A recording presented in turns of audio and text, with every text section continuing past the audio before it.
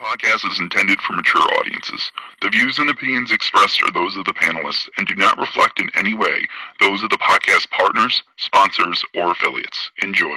Hi, this is Michael Buffer, and you're listening to the Voice of the People. Let's get ready for Boxing Voice. BoxingVoice.com. You need that fear. All I'm trying to do is make a stand for something that I truly believe is right. I truly believe is right. I don't want to be like you. Come on, man. I'm the face of boxing. I'm the cash cow. I hold the record for pay-per-view. My drop, I know my drop, I know my situation.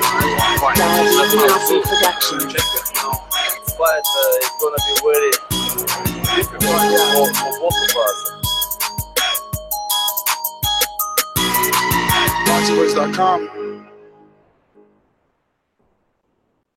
Welcome back, ladies and gentlemen, to another spontaneous edition of the Boxing Voice Radio. Hashtag TBV Podcast. We are back. I am your host, Nestor Gibbs, and I'll be joined alongside two co-hosts, fellow panelists, and we will be discussing one specific quote to come out of the post-fight press conference of Deontay Wilder and Bermane Stiverne last night.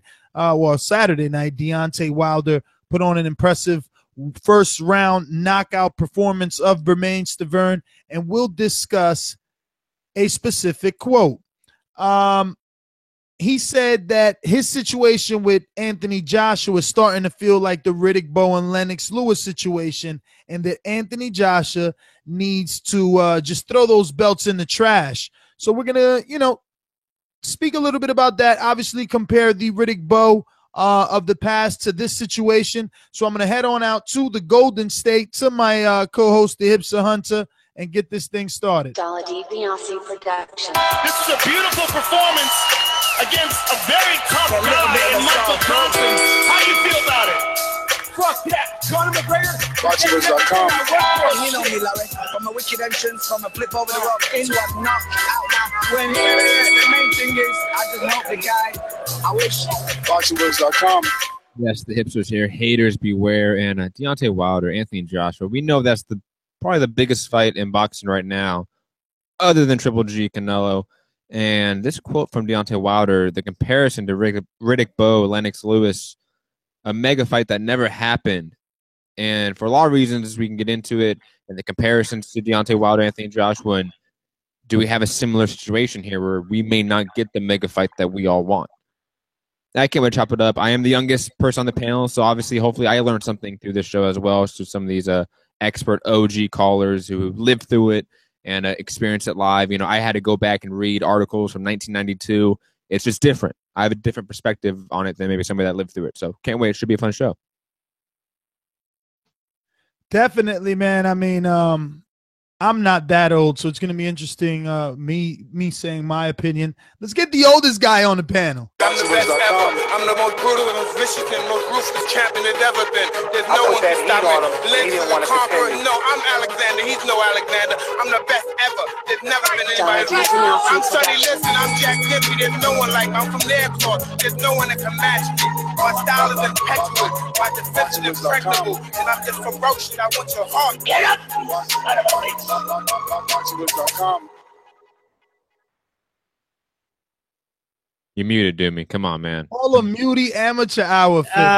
These guys are treating And me you had like the intro, you had the bomb-ass intro, and you just were muted. That's so bad. It reminds me of yesterday when Matt talked over fucking Amin's bomb-ass intro. Just saying. Whoa. glad to be back on though, man. I haven't been on in a while. This is a fun topic. Based on the quote that he said. Definitely, Matt, this goes back to the 90s era of boxing. So, maybe some of the newer fans probably won't be too savvy on these guys, or maybe won't know about that particular situation. But if you go back and you compare the similarities to the quote on Riddick Bowe and Lewis, Joshua and Deontay Wilder, it's a fun topic to talk about.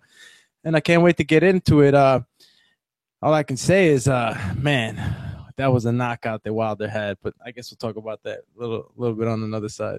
Well, no, I mean, you might as well get into it.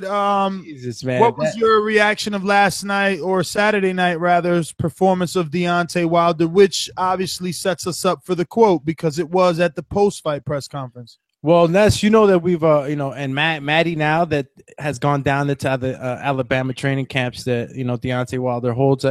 We got the first, the first sights and the overall attitude in the camps, and we get to see the champ up close. And sometimes a lot of the fans don't get to see this, and we definitely, from when he fought Bermain last time, we seen his attitude on how he felt about what he was going to be able to do to Bermain if they ever fought again. And it was no surprise to me at all. No surprise to me at all, man. I mean, he's grown as a fighter, and he showed it. Bermain did not show any growth. If anything, and a lot of critics are going to say the same thing, he looked out of shape. He blamed it on being dehydrated. A lot of excuses. And he didn't last not 2 rounds, just 1 round, man. And it was just incredible to see Deontay Wilder hit that juke step to the right, then hit him with that right, and then finish him. Like, did you guys get to see that? I mean, a lot of people talking, right, Ness? Oh, he can't move, he can't box. Oh yeah, he's stiff or he's real plain. Tell him, Ness. Well, no, it's funny because me and Matt, who's actually in on the message, I got the check-in, Matt. I mean, I'm sure we should at least give Eddie a little bit of time to know what the topic is about before we go straight to him. But we got a treat, ladies and gentlemen. Looks like Eddie Hearn is on the line. Must have been impressed with Wilder's performance or not very happy with Wilder's quote. So since we have Eddie, we're going to speed things up. I'm going to go ahead and share Wilder's audio and video of what exactly it was that he said at the post-fight press conference. So you can get a glimpse and some audio of it for yourself. Well, just to Joshua, y'all have seen many a times up on podiums. Y'all have seen me on social media. It's only so much I can say. Yeah, I want to unify. Is he up for the challenge? Like I said, I declare war. This is not a battle. This is war because I want all the belts. And I'm not looking for when I beat him, I'm not looking for the second time around because it's going to be so bad and so brutal that the first time going to be enough. It's going to be like no mas. I'm scaring heavyweights each and every time. Don't you see it?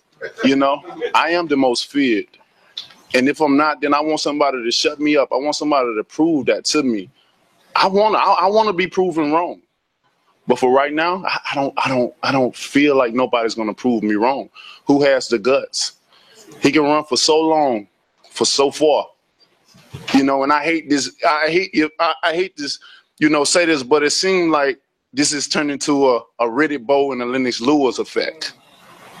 And if so, then you need to go and throw those belts in the trash can because I am coming. All right. So, which one of my co-hosts wants to, I guess, educate the younger listeners and the younger audience that may not know what Deontay Wilder means by this situation seems to be becoming the Lennox Lewis and Riddick Bowe effect? Matt, you said you read articles from 92 to 95. I mean, I was a teenager in 97.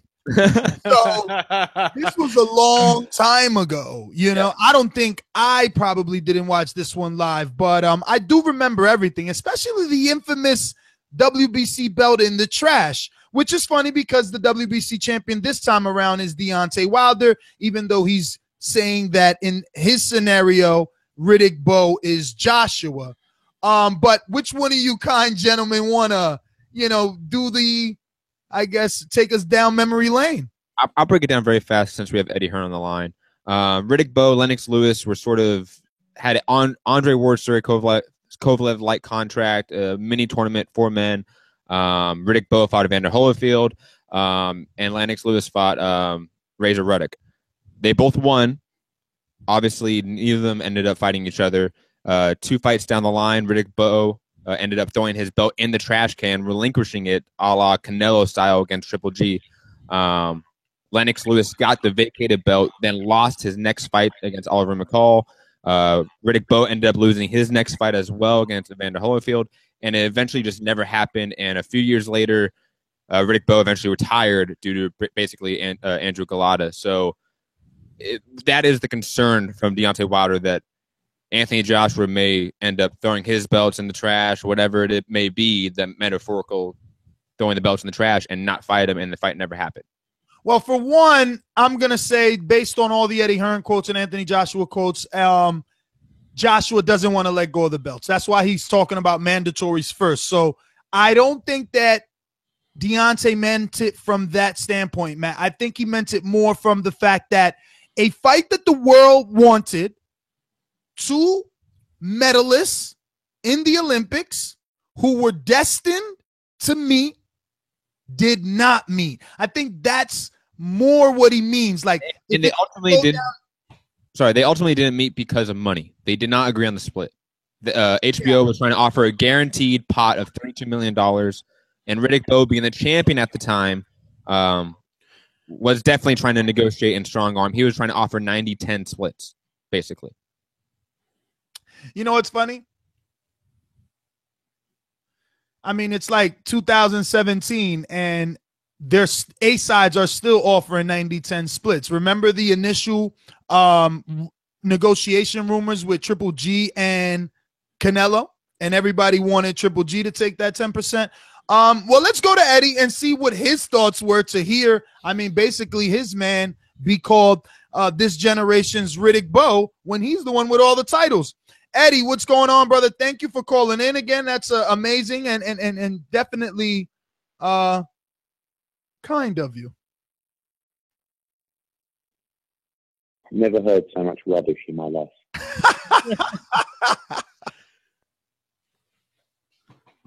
Lennox Lewis and Riddick Bowe. I mean, what planet is this young man living on? I mean, firstly, he's doing a great job because he's basing and building his whole profile around Anthony Joshua. Right? How can you talk about a fight? I mean, you're talking about history. By the way, both Deontay Wilder and Anthony Joshua, whilst I appreciate the episode they're talking about, is at the earlier stages in their career. These guys have both got a lot of work to do to be talked about in the same breath as those heavyweights. Firstly, number one. Number two, you're talking about a fight that was actually ordered by a governing body. Number three is, if these people want this fight so bad, why have I not had any communication or any approaches from one member of the humongous team where everybody seems to be involved and taking a piece of the Deontay Wilder pie? There's only one person that anyone needs to talk to regarding Anthony Joshua fighting. Fight. That's me. Who do I talk to? Lou DiBella? I don't think so. Jay Diaz? Possibly. Shelly Finkel? Maybe. Al Heyman? Maybe. I am the only one that is proactively reaching out to these people to talk about starting conversations, talking about the Dillian White fight. This is all complete rubbish, a complete facade to try and get some publicity. And let me tell you, don't call the bluff of Anthony Joshua. He has zero fear of fighting Deontay Wilder. The most feared heavyweight I've ever done here. I've never had anything like it. Did you see Bermane Stiverne? He didn't throw a punch. Not land a punch. Throw a punch. This is a guy who got into the mandatory position for the world heavyweight title. Was he boxed once in 3 years? Did you see him on the scales? This man cannot talk about being a real heavyweight. He's never had one proper heavyweight fight. He has had, 39 fights? Anthony Joshua in his 19th fight was unifying the division against Vladimir Klitschko. In Deontay Wilder's 19th fight, he was having an 8-rounder on an undercard in Cancun.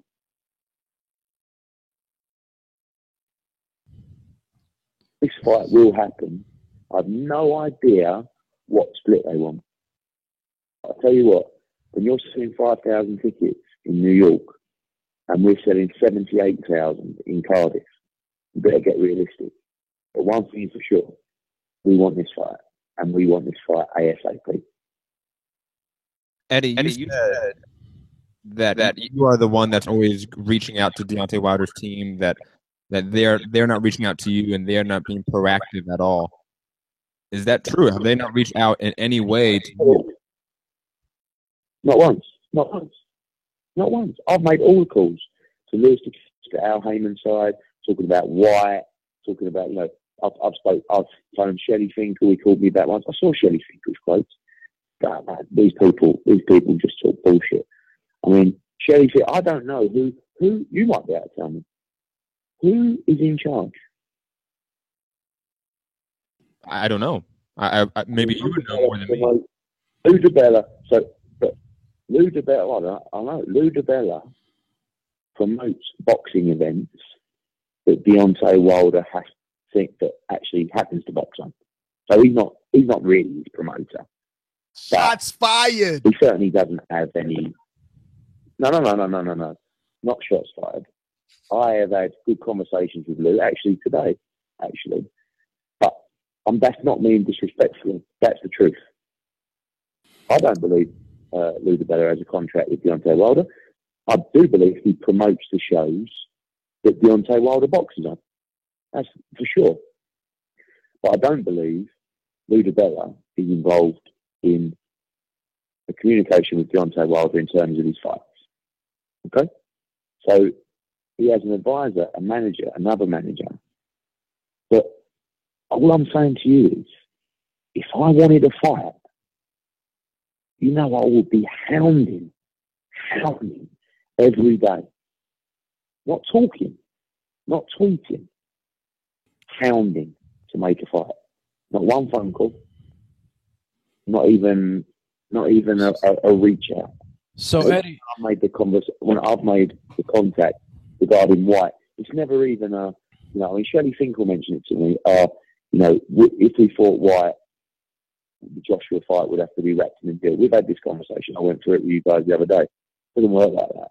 It's two separate fights. You don't have to take the White fight to get the Joshua fight. And these people, they don't listen. I've never, ever said, go through Dillian White first, then you'll get Joshua. You must fight Dillian White to get Joshua. Never said that. I'm just trying to give you a real fight. I'm trying to build the Joshua fight. I'm trying to give you some increased profile and value in the Joshua fight. It's not meant to be disrespectful. You haven't had a proper heavyweight defense. I'm the most feared heavyweight in the world. I'm the biggest puncher in heavyweight boxing. Ask Eric Molina. There's a common opponent. Deontay Wilder took 9 rounds, got rocked all over the ring by Eric Molina. AJ absolutely demolished him in 3 rounds, didn't even get hit once. He ain't feared, and he ain't feared by Anthony Joshua. That's for sure. Then why is it so difficult to have an Andre Ward, Sergey Kovalev like contract? I mean, if the fans want Deontay Wilder versus Dillian White, and they also want the guarantee of Anthony Joshua, and you yourself say you want Dillian White versus Deontay Wilder first, why is that so difficult to have that compromise? Because I don't really like doing a fight with one of my fighters on the basis of Wilder fighting the winner after of Joshua. I just think it's sloppy. I don't need to do that. It's 2 separate fights. They're not a carrot for each other. But listen, I don't mind having a conversation about it. But these people aren't proactive in trying to make the fight. You can't sit there and say, I just heard hearing Wilder then. Oh my God, I can't believe this running. What running? How long has this running been taking place? I don't understand. Am I missing something here? Has this fight been talked about? Has he been chasing this fight? Has his team been reaching out for years and years about this fight? It's absolute rubbish. So Eddie, in your opinion, then Wilder's just using this as a form of bringing more attention to him by mentioning Anthony Joshua? Listen, partly, he's a fighter. He wants to fight, of course. But also, everybody knows who has a brain, this fight is going to get bigger and bigger and bigger and bigger. The only reason this fight is being talked about now is because we live in a world where fans have a voice. Okay? And they don't want to wait. And that makes fights happen a lot quicker. The correct thing to do is probably have this fight in 12 months. It's actually probably 12 to 18 months. It's going to happen a lot quicker than that. Because fans have a voice. Fans have to be respected. Fans have to get what they want. And Anthony Joshua wants to give the fans what they want. That's the difference. Eddie, I don't believe that what Wilder's doing. If I was Deontay Wilder and his team, I'll be doing exactly the same thing. I don't blame them. I'm not disrespecting. But you are doing it, aren't you? What they're doing is clever. You're doing it with Dillian White, aren't you? Yeah, of course. But you said 12 to 18 months, so obviously 12 to 18 months would be the proper. No, that's the right thing. Yeah, no. And I agree with you. You know about. I've already told Wilder he should take the Dillian White fight. So I agree with you. What I'm asking now, in 12 to 18 months to build this up, what fights do you give Wilder? Because in 12 to 18 months, which fights are going to build him up? Wilder's fight's already done. He knows who he's fighting next. Ortiz. Dominic Brazil. What about the WBC's? What about the WBC's recent decision to take away the suspension from Luis Ortiz and that potentially lining up a February or March fight with Deontay Wilder? There have been rumors of that. Possibly. But I believe that he's already been told he's fighting Ortiz or Brazil next. That's how serious he is about entering negotiations to fight Anthony Joshua. And by the way, his team know that the Joshua Wilder fight really shouldn't happen next. They know that. I mean, again, although he isn't part of the decision-making process per se, and I don't mean, again, like I said, I'm not disrespecting him. I spoke to Lou DiBella today. He knows. He pretty much said to me that we got to build this fight. We get the other. And to do the fight in February or March would probably be a waste, to be honest with you. But you can't sit there and say, I'm ready, I'm waiting. Where really they know what they're doing next. You know? Eddie, so in 18 months, about the time frame for this fight. 18 months sounds like 3 fights. 12 months is too long. 18 months sounds like 3 fights. The third one being Joshua. So we need a second opponent. You're not listening. I said in a sensible world, it would be 12 to 18 months. For me, this fight happens in the summer. Woo! You think the fans are going to pressure you into making it sooner? No, I think we want the fight. I think Anthony Joshua wants the fight. You can't understand. This is what I'm talking about. How can you question Anthony Joshua's desire to move at pace? When in his 16th fight, having really fought no one other than Dillian White for the British title, he boxed Charles Martin, who everybody easy to say now, but at the time, 33-0, southpaw puncher, fought him for the world heavyweight title, dispatched him in 2 rounds. Fought Dominic Brazil, a guy who has come back and proven again that he's a top 10 heavyweight in the world. Beat him in 6 rounds. Fought Eric Molina, complete mismatch, the same guy that Deontay Wilder struggled with, and then unified against Vladimir Klitschko, his 19th fight. Anthony Joshua has been a pro for like 3 years. How long has Deontay Wilder been a pro? He's had 39 fights. Do you think that Deontay Wilder is the same fighter now as he was when he did fight Eric Molina and, Eric Molina was able to carry him to later rounds, but do you believe that he's still the same fighter?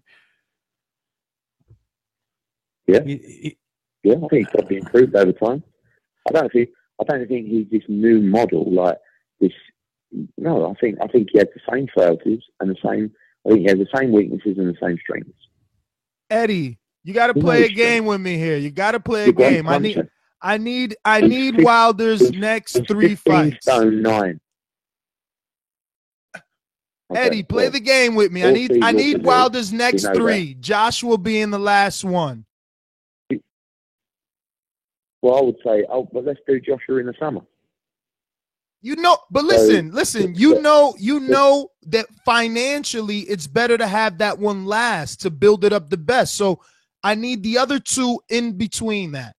So obviously you said Dominic Brazil or Luis Ortiz first. Who's the last guy that's going to build Wilder's profile? So maybe Brazil and then Ortiz. But the problem is Deontay Wilder doesn't pull the numbers. So like, I'll give you an example, right? Deontay Wilder cannot fight Joseph Parker. He can't afford to give him the money because they can't generate the money. Right? When we boxed Charles Martin, I paid Charles Martin nearly 3 times Deontay Wilder's highest price.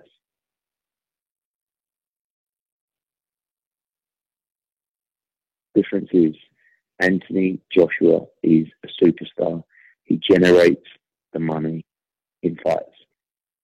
Deontay Wilder doesn't. He's a great fighter. He's very dangerous. He's very fast. I like him. He talks great. But when we get down to the nitty-gritty of the negotiation, that is where it's all going to unfold. And I have no idea if they're going to be realistic or not. We're not looking to disrespect. We're looking to provide the right numbers for the value in the fight of both men. What would in terms of next fight, we can't get. What would you consider the B-side being realistic? What is realistic for a B-side that is on the level of a Deontay Wilder with a WBC undefeated? I'm not sure. I think it would be naive of me to mention that on the channel as much as you'd love to hear it, because that's again, we're not looking to disrespect. I mean, I had there was stuff in the media the other day from David Higgins of Parker's team saying, Eddie Hearn's offered us 20%. It's disrespectful. I've never ever made Joseph Parker an offer, and 20%, fairly accurate, but I've never made it. But I think that I'm not saying Deontay Wilder doesn't have value in the fight. Of course he does. He's a big name. He's a good fighter. He's a world champion. But you can't compare the two commercially. But that can't stop the fight from happening. But there has been a shift, Eddie. You do notice that, right? Hold on. What? There's been a shift by him beating Bermane Stiverne. Well, no, because of the headlines and however those were received about Joshua saying, 2019, 2020, then the constant call outs by Wilder. And now this, comparing him to Riddick Bowe and Lennox Lewis, every UK fight fan knows who those guys were. Desperation. No, that's desperation. He's trying to come up with as much bullshit as he can to try and create headlines. He's doing a good job. Deontay Wilder knows what he's doing. He's not an idiot. He knows what he's doing. He's doing a good job. But all I'm saying is, we will have to pay Deontay Wilder significantly more than his value and his worth in the fight. Because if we gave a true reflection of his value and worth in the fight, there is no way they would accept it. That is what I'm saying. But we will not let necessarily just, what I'm saying by that is, we know we will have to give him more than his value in the fight. We know. Because otherwise the fight won't happen. We want to prove we're the best. That's why we're in the sport. The money, you got to understand, Anthony Joshua has made so much money, it's irrelevant now. It's not. He's almost at a legacy stage. Well, he's already had a legacy-defining fight, but he's almost at a legacy stage, having just 20 fights. I don't think he gets enough credit from the pace that he's moved at. I think he gets the credit. That's why they want to see him versus the champions. They believe he's as great. Amateur fight. They believe he's that great. That's why they want to see those unifications. He's great. He's great, but he's just a baby. He's just learning. That he's getting thrown in. But Eddie, you know that statements like he's just a baby, he's learning translate to fight fans like we don't want to take that fight right now. We need to make as much money as possible. No. I told you. He won the fight. But he's a baby, and he wasn't. Say a baby's probably the wrong word, but he's learning. He's at the early stages of his career. There you go. That's probably a better way to put it. But what do you think why do you think we put him in the pitch for? He had to come off the deck and show unbelievable heart because he's learning.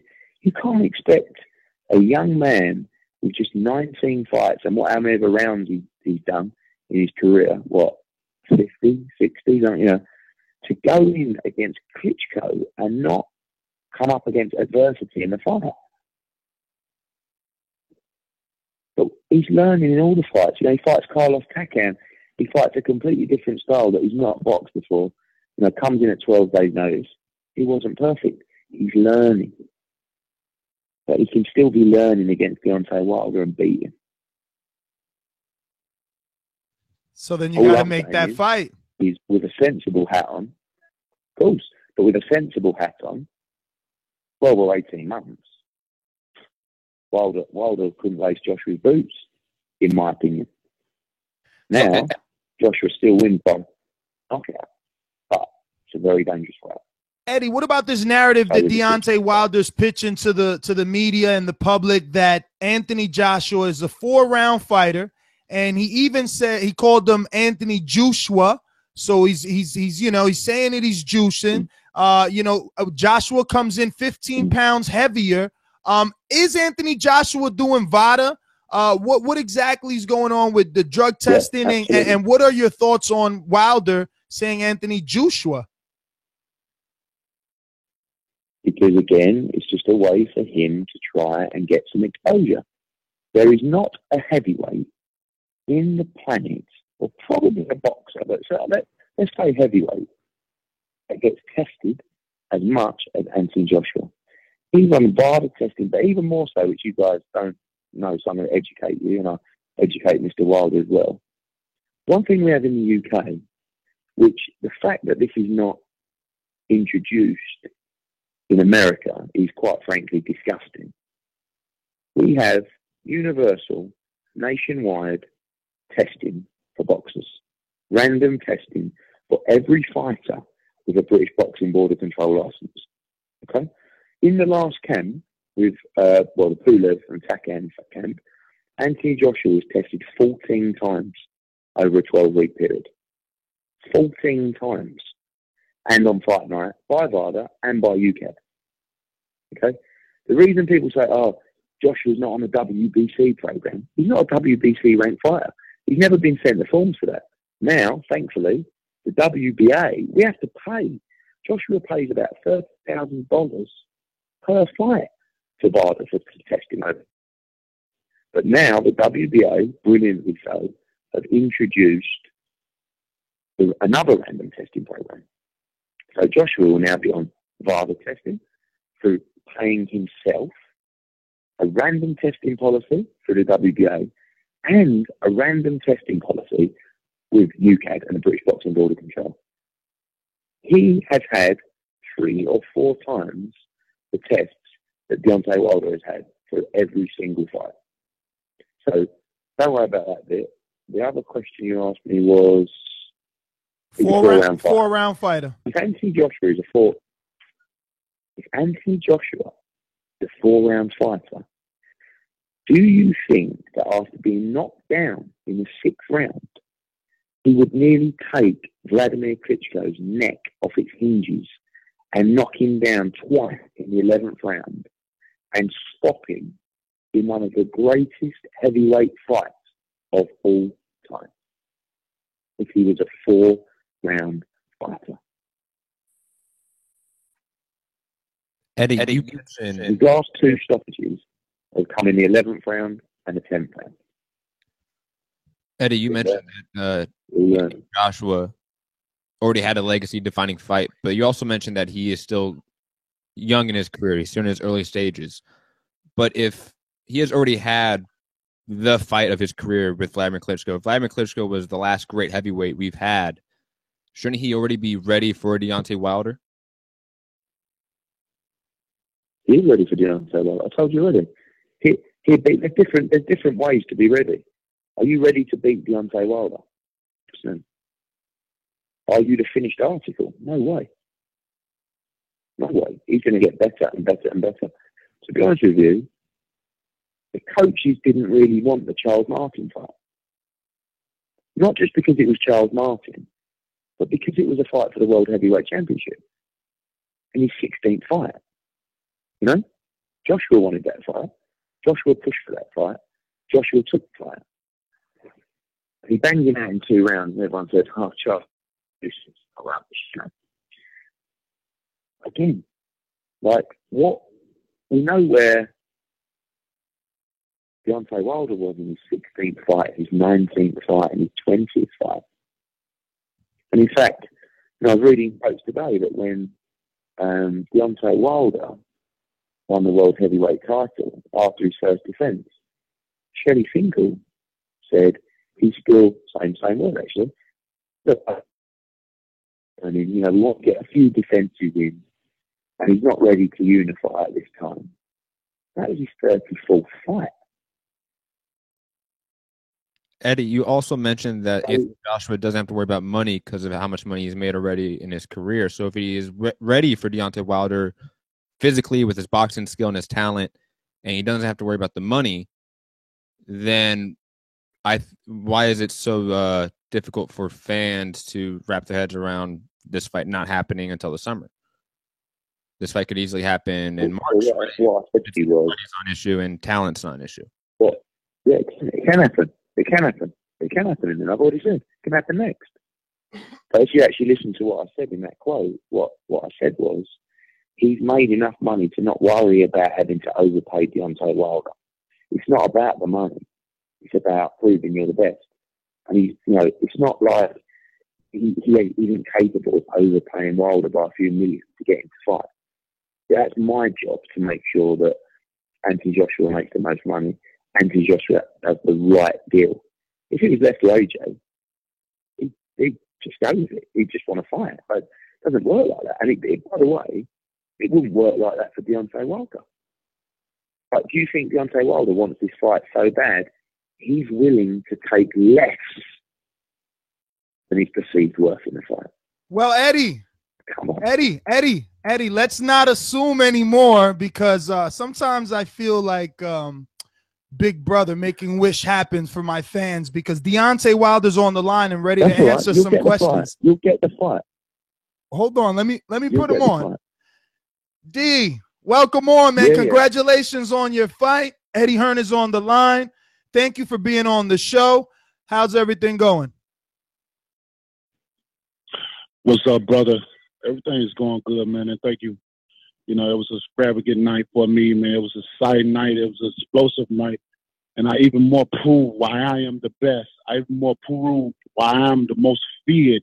I even more proved why I am the most exciting heavyweight in the heavyweight division. And if I'm not, then somebody please come and prove me wrong. Come and shut my mouth up, Eddie Hearns. Well, I'm ready, baby. I'm ready. Called me Eddie Hearns. There's definitely no less on you. Well, it's the same way they call me Deontay Wilder.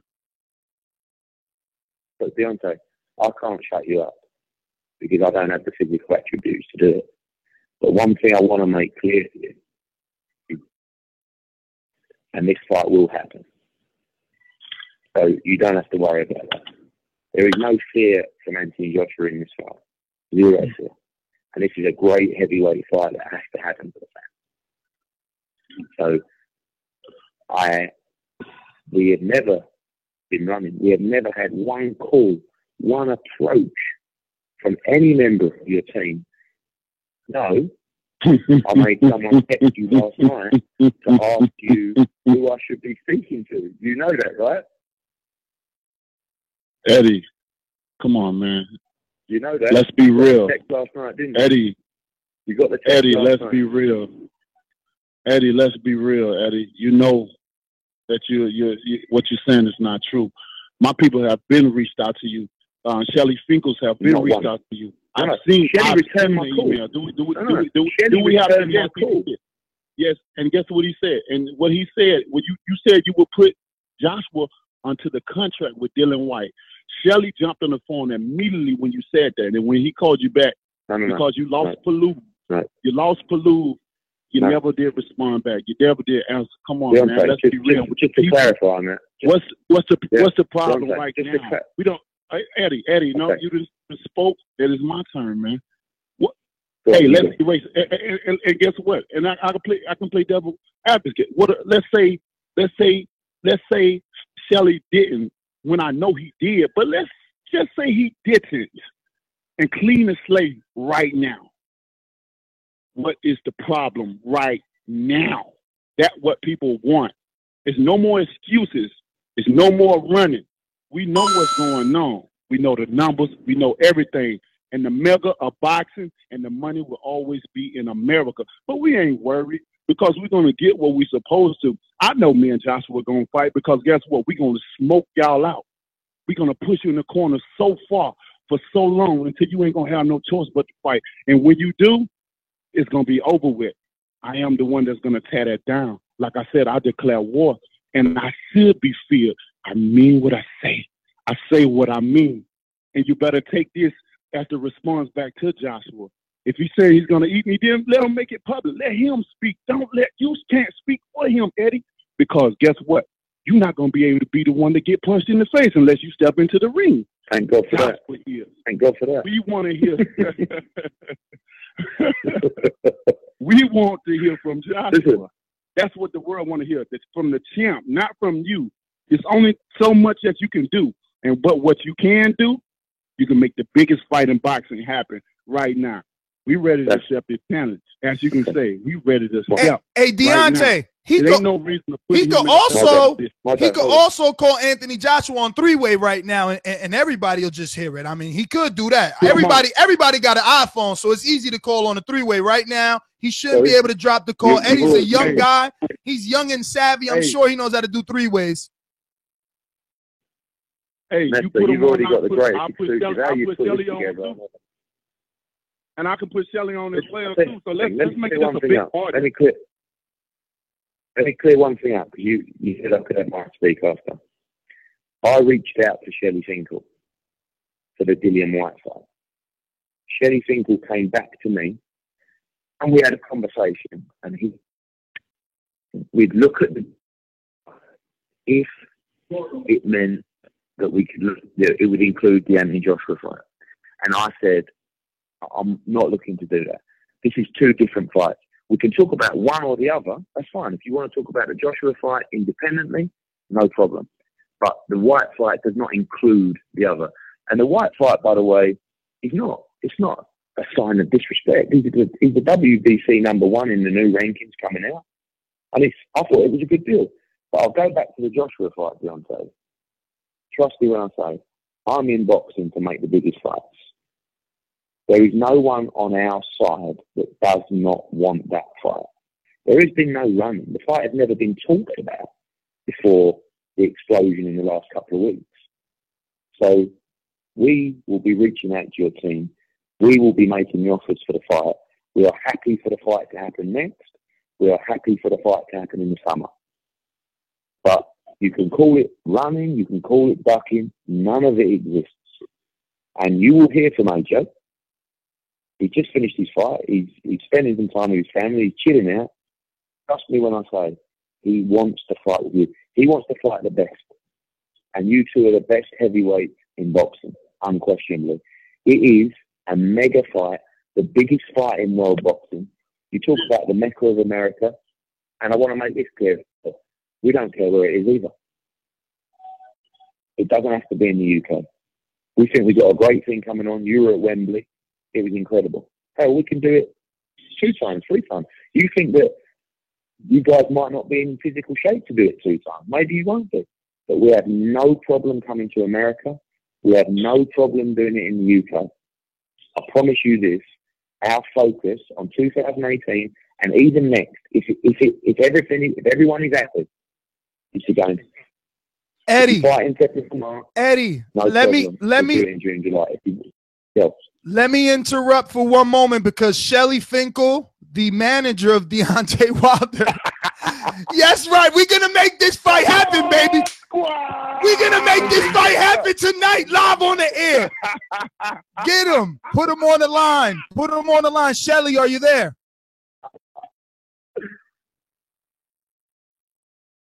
Shelly? Deontay, you got him?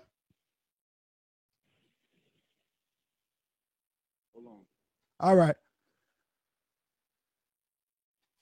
Eddie, I say you just go ahead and do the 3-way while Deontay is getting Shelly. I mean, this is gonna be a beautiful moment. Well, listen, I'm happy to speak to anyone, as I always am, and I'm in. Oh, hello. Yep, we're here. I'm in New York. I'm in New York all week. Oh, let's get some fights made. Hey, Deontay, you didn't leave yet, did you? Because he says he's still in New York. This will work perfectly. I think he's back home. He's back home. Okay. I think he went on hold, but he's still connected. Give him a few minutes because he said he had Shelly on the line. He texted me.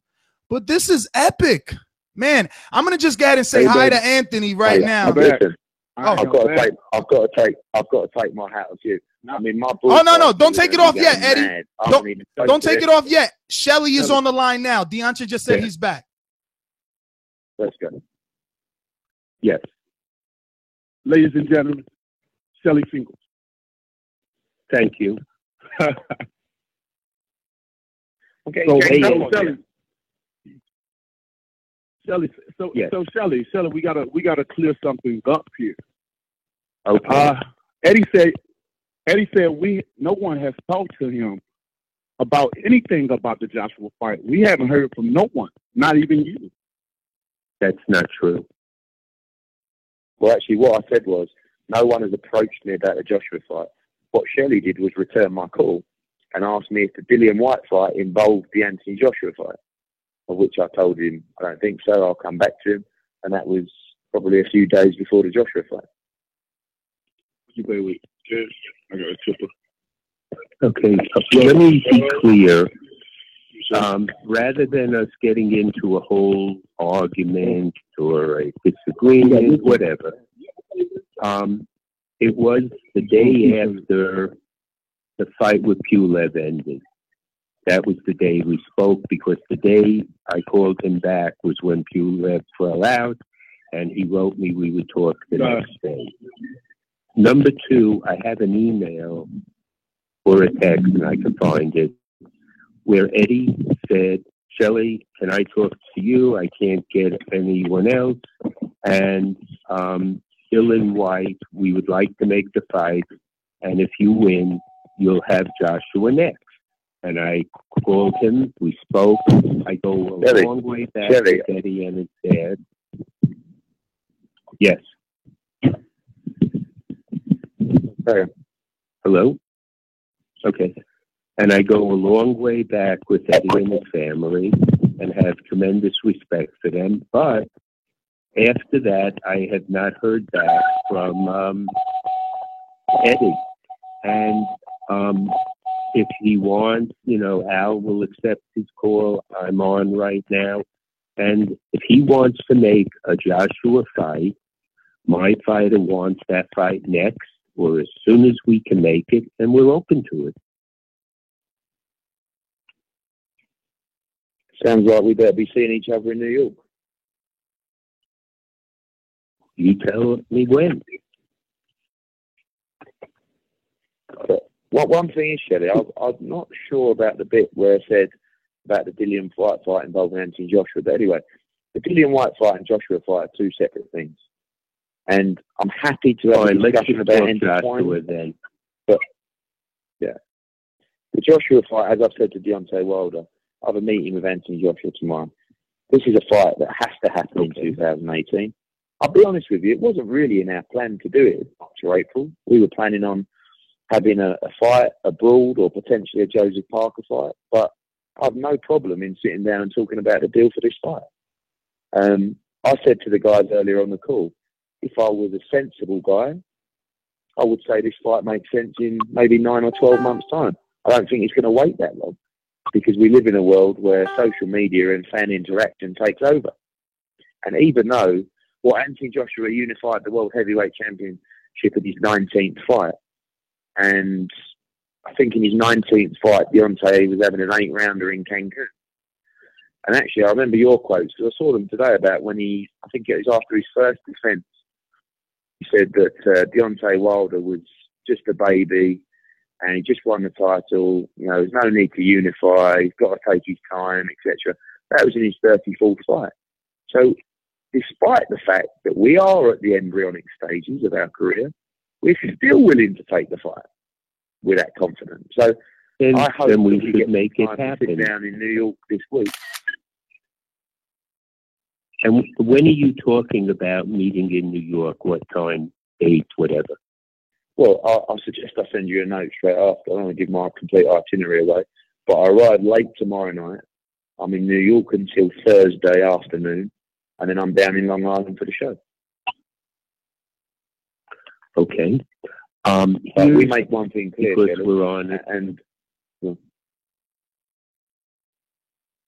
since we're on an open line with the public or whoever listening, let me address it the way it is. Whatever was said, your side, my side, it's irrelevant in the past. We are today on the 6th of November, 2017, and Deontay Wilder would like to fight Joshua. And if you're serious on making the fight, it'll happen. That's it. I've never had a problem with you. You know how we work to get a fight done before. This can get done immediately if you really want it. Yeah, and same from us. As I'm phoning up, the reason I phoned up this line tonight and unbelievably got on a freeway with Shelley Finkel and Deontay Wilder. Well, very because I heard the quote about running and this and that.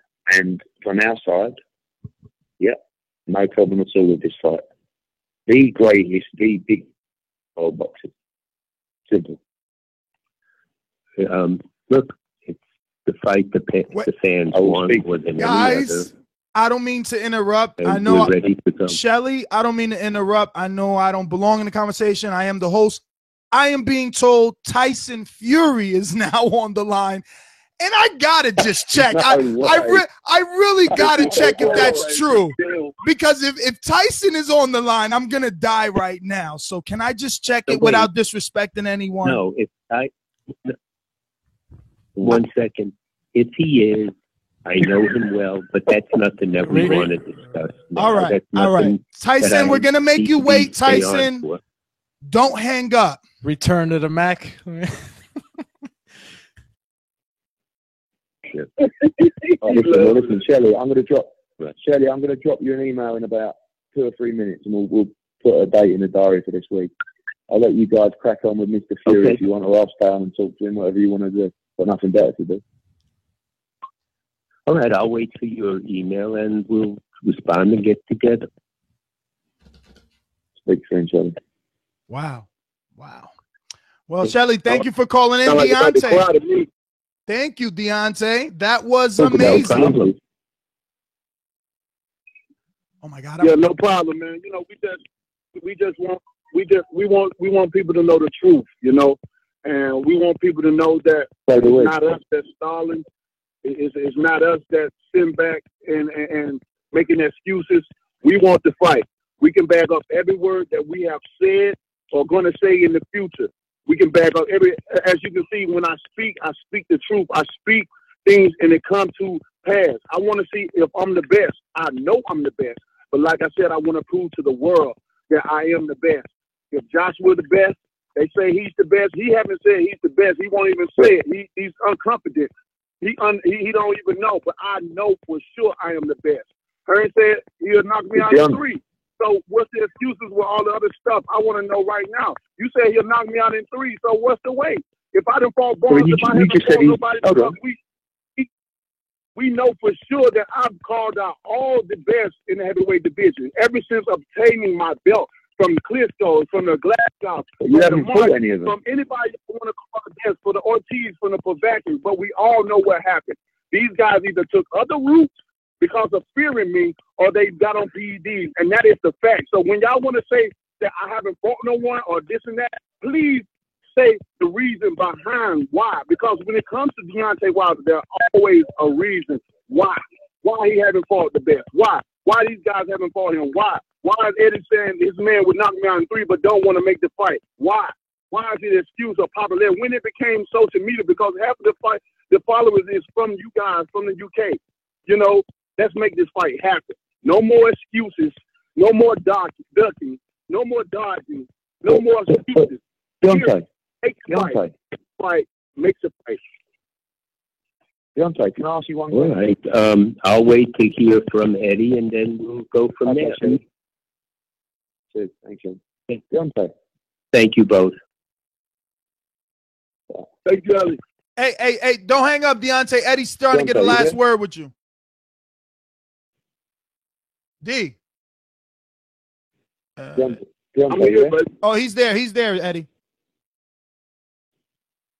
And we still got Fury on the line, by the way. Question.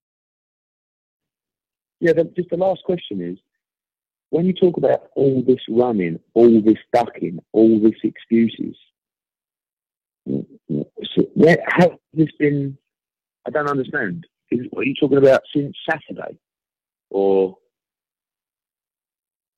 when have we been ducking? What is you referring to? You said we're the ones not making excuses. We're the ones who aren't running. We're the ones it's only my understanding now. This is when? What are you talking about? What do you mean? What I'm talking about? When y'all talk about, this is the excuses. When Joshua even making maybe 2018, he said he needs 2019, maybe the 20 to put himself in the perfect position. Then y'all come up with it. Oh well, it's not going to be.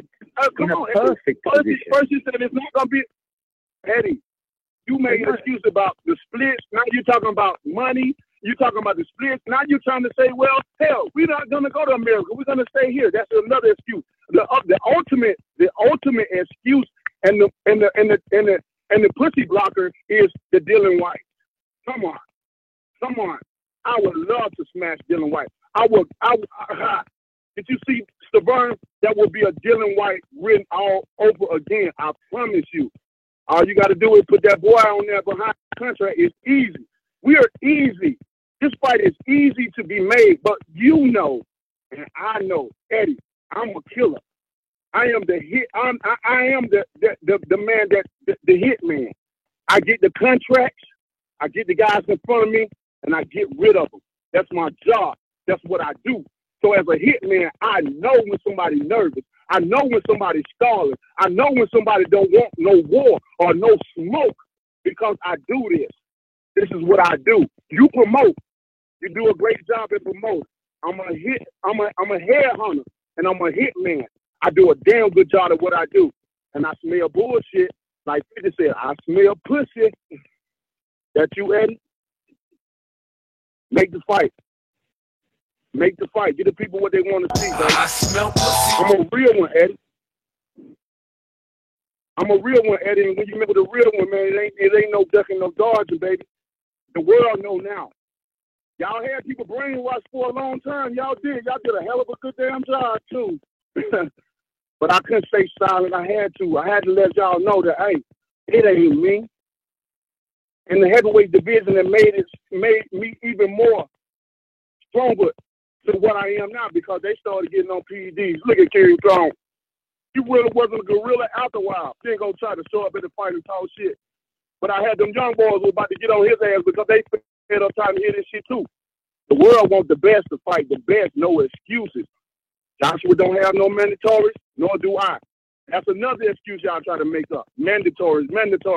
Hey, y'all making so much money. I paid my man $600,000 that was coming out of my pocket, baby. But Deontay Wilder ain't making no money, right? But shit, I got enough to spare to put a motherfucker to the side to fight the best. That's what I do because I'm a real one. I'm a real one. When you fucking with me, you fucking with a real. America is a real champion on his hand, and I'm hungry. I'm like a lion. Like I said, you ever seen a starving lion? You know, when a lion starves, it's like he ain't ate in a year. That's his belly. That's how his belly is. And when he eat up everything. And I promise you, there will be one face, one champion, one name. He so happy to come from America, and his name is Deontay Wilder. Don't wait, Eddie. Make the date. Nobody want to hear nothing else. We don't want to hear nothing about splits. We don't want to hear nothing about the popularity of the social media, because that's bullshit. We don't want to hear nothing about putting no Dylan White unless the AJ is behind that contract. All we want to hear is when and where. My peoples are available to talk. Why you still here? You should be on the phone with Shelly right now, not with me, because I hear crack in your voice, baby. Eddie. So let's do it, baby. I love you, man. Eddie, it's time. It's time to call Anthony Joshua. We got Tyson Fury on the line. I mean, Anthony has to. He got to respond. Eddie, make it happen, baby. Man, this is how America do it. This is how America do it. I am the most exciting heavyweight in the division. I want somebody to shut me up. You still on the line, baby? Are you squatting as you bitch too? Hello? They keep running. Like I said, they keep running. They're going to keep running because I am the best. But you know what? We're going to smoke them out. And all the fans, y'all ain't seen what I'm capable of last Saturday? Hey, y'all better continue to watch, baby. We're going to take over America. You got an American champion that so happens to be the meanest, the toughest, the most feared, the most dangerous, and hit the hardest. Heavyweight champion of the world right here in America, baby. Let's go. Let's smoke them out of there. Let's smoke them out of there. We declare war. We want, bring it. No excuses. Y'all done heard from my side. And I had to pull my man from the other side in.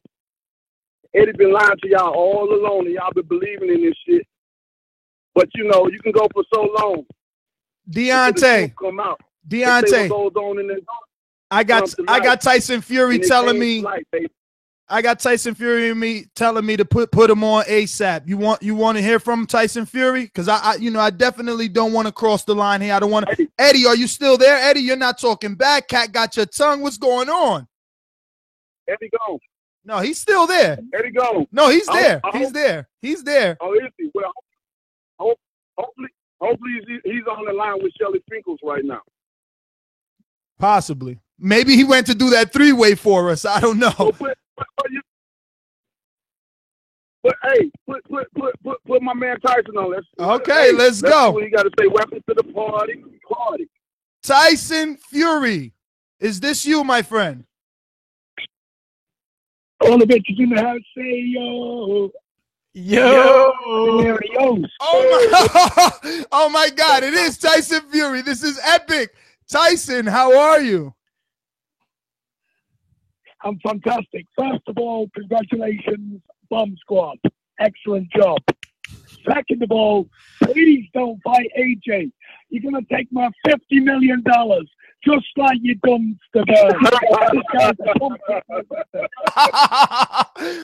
Let me take that cup back. You're going to take my $50 million. Hey, we both want him. I want him. You know what I mean? The world wants it. You know what I mean? I'm going to take them out, and then I'm going to throw them to you in the UK, and you can finish them off. However way you want to put it, but I got to listen. I don't want no second best. I'm like a player. I smell pussy. Hey,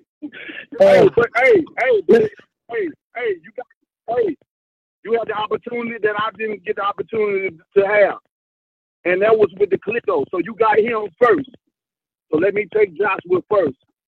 And I slide him to you. Listen, the back door if you get the deal done, you do it. You take him out in style. listen, get him done, no problem. And then you fight the Gypsy King in the fight of all fights, the Achilles and Hector fight. That's what it is. Because I'm a realist. I understand boxing. And for what I've seen on Saturday night from you, excellent performance. Wait to put an angle right round the guy and with a big right hook over the top. Excellent boxing. And I just see someone in Joshua who lifts a lot of weights, who stands flat-footed, who'll put his hands up round his head and take some big bombs, and he'll end up on the floor the same way. My man. And tell them in England to put some respect on y'all family name. Because if it wasn't for you, sure enough, England wouldn't be what it is. You started that thing off. You the king of England. You got it. You did it. And they should know that. Tell them to put some respect. If it wasn't for you, they wouldn't be on the map, man. But I appreciate you, bro. And I'm glad you got the message that I sent you. I want you back. I want to see you come back in the sport, man. We need you. We love you, baby. And let's do this. Let's do this. Okay, return to the Mac. I'm coming back. But I just want to see. I want to see some good fights, and I want to see all the best heavyweights fight each other. You know, I've been accused of some bullshit. We got Eddie Hearn back, guys. I'm so sick and tired. We got Eddie Hearn. He's joined the party. Yes, the Gypsy King. Are you going to fight Wilder and get my man knocked out? Cost me 50 million quid. You better hurry up. Tyson. Well, are you going to give the Gypsy King the opportunity? Listen, the biggest fight in Britain is Tyson Fury against Anthony Joshua. No question. You better hurry up. I thought you told me might be happening sooner rather than later. Tyson Fury. Yeah. Eddie. Listen, you know, we all want to see you back. What Deontay Wilder said, I echo.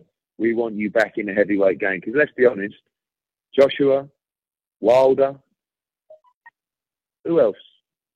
Dylan can mix it. Parker, you know, more the merrier.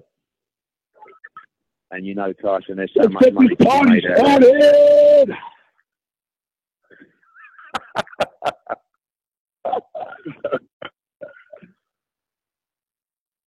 This heavyweight division is heating up right now. The heavyweight division's heating right up. Get back in that gym, my friend. AJ, Deontay, I'll be on to Shelley. I hope to see you soon. My man, see you soon, Eddie. Eddie, I just wanted to know this. It's not personal, man. We love you as a person. We love you. But as a businessman, let's make this happen. It's not personal. It always will be. Most people love themselves. Deontay, I really appreciate those words because most people love me as a businessman but hate me as a person.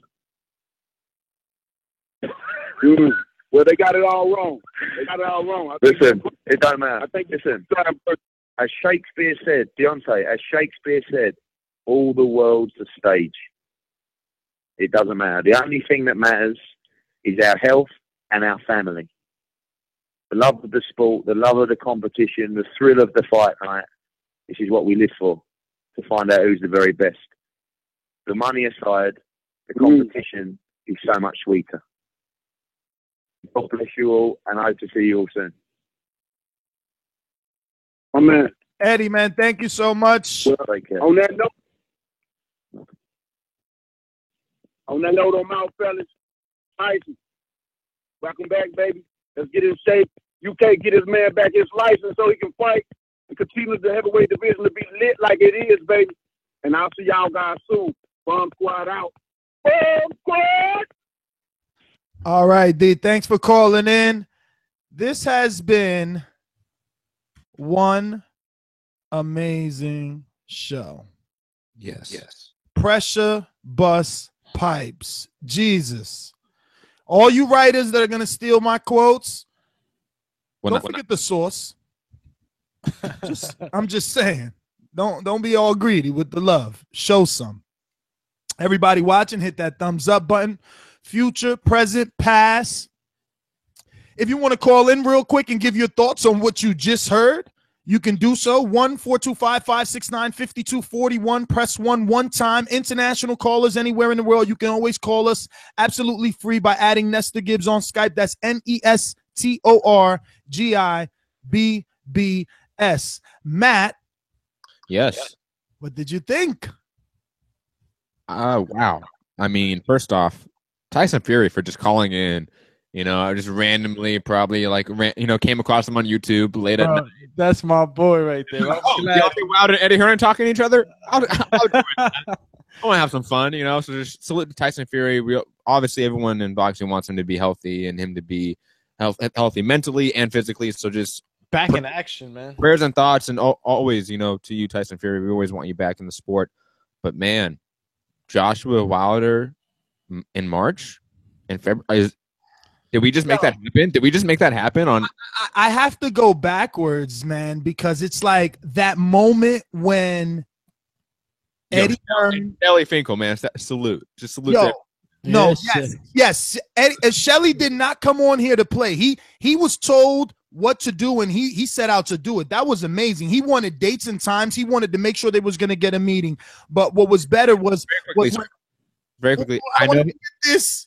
I'm sorry, very quickly, and I know he didn't call in. Al Heyman, I know you're listening. Salute to you. I know. Salute. Al, cut the check. Yo. Bag. When Eddie was like, well, Shelly, I'll be honest. I was just telling Nestor and the guys that basically paraphrasing, he was like, wiser men would do this 12 to 18 months. So we weren't looking to do it in April or May. But if that's what we got to do, that's what we'll do. And I was like, oh, shit. Backs against the wall. This was amazing. Yeah, it definitely wasn't the topic of the show, so I don't know what to do. Should I change the title? No, I'll chop it up and repost it. Don't worry about it. Yeah. No, I mean, shout out to everybody with the super chat. We truly appreciate it, and we're glad that you guys appreciated that interview. I mean, it was so organic. Eddie Hearn wasn't scheduled. I mean, we were basically going off of Deontay Wilder's quotes, and words are powerful. Shakespeare is thumbs upping right now. You know what I'm saying? Because there are many gladiators, but words are what is driving this fight. I mean, you heard Eddie. He said, I had to call in with this rubbish.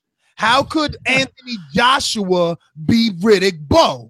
And then right away, Deontay said, well, fuck, if he ain't Riddick Bowe, I'm sure not Riddick Bowe. And he calls in, and it was just amazing. I mean, Jesus, we got some callers, guys. I don't know if you got, I mean, look, there's so much happened that I'm sure we can just keep chopping it up. So I know if you need some time to tell me how you guys feel, or you just want to go straight to the calls, totally up to you guys. Because, I mean, again, that was like a total brain fart right there. Everything just kept happening. I mean, you see me kept going to the camera, showing my smile because that was amazing.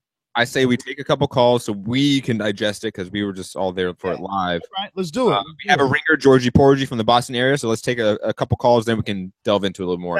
Definitely. Well, let's get out to our sponsors, and definitely again, salute and thank you to all our Patreons, all our ringers, and all our super chatters out there, because without you guys, this wouldn't exist. We definitely got confirmation. We're going to be flying out to Rigondeaux for sure. Everything is good. We should be there for November 13th. So those great questions, the same way you got them here on this interview, live with Rigo in his camp with Pedro Diaz. I spoke to Diaz today, and man, are we good. He even remembered me. I was fucking happy. He even said I could get some rounds with Tyrone Sponge. What you fucking saying, Matt? What? Yo, he's your twin, man. I know. I told him I want to take a picture next to Tyrone because all of you guys think that I look like him, but whatever. Yeah, man, so it's official. Rigo is going down. Word from our sponsors. These calls are brought to you by El Camino Electrical Services, experts in electric vehicle charging stations. For consultations and turnkey installation, visit us at elcaminoelectricalservices.com. Remember, we have a ringer. And remember, you can always hit that thumbs up button right now. Future, present, past, doesn't matter. And head on over to iTunes. Drop us that 5-star review. Yo, first of all, let me say, I don't pay Showtime to see you all there, not even putting a goddamn motherfucking effort. If I want to see some motherfuckers just fight, I pick up a fight with somebody in the street. Don't need that shit. You don't love that form I do? Just move along. Gone. Fuck you. Next. What a great show. Thumbs up, donate. Yo, I can die a happy man, brother. Eddie Hearn, Deontay Wilder, Tyson Fury on TVB. The fuck, you guys can't even compare this show to anybody, bro. Crazy. I just want to show my people all the fucking love that we got for these fighters, so I'm not going to curse nobody out. No disrespect from me. I'm a happy man. Great show. Thumbs up. Everybody support for the best. I'm out. Georgie, thanks for calling in. Who do we got? Larry. Larry in San Francisco. Larry, what's going on?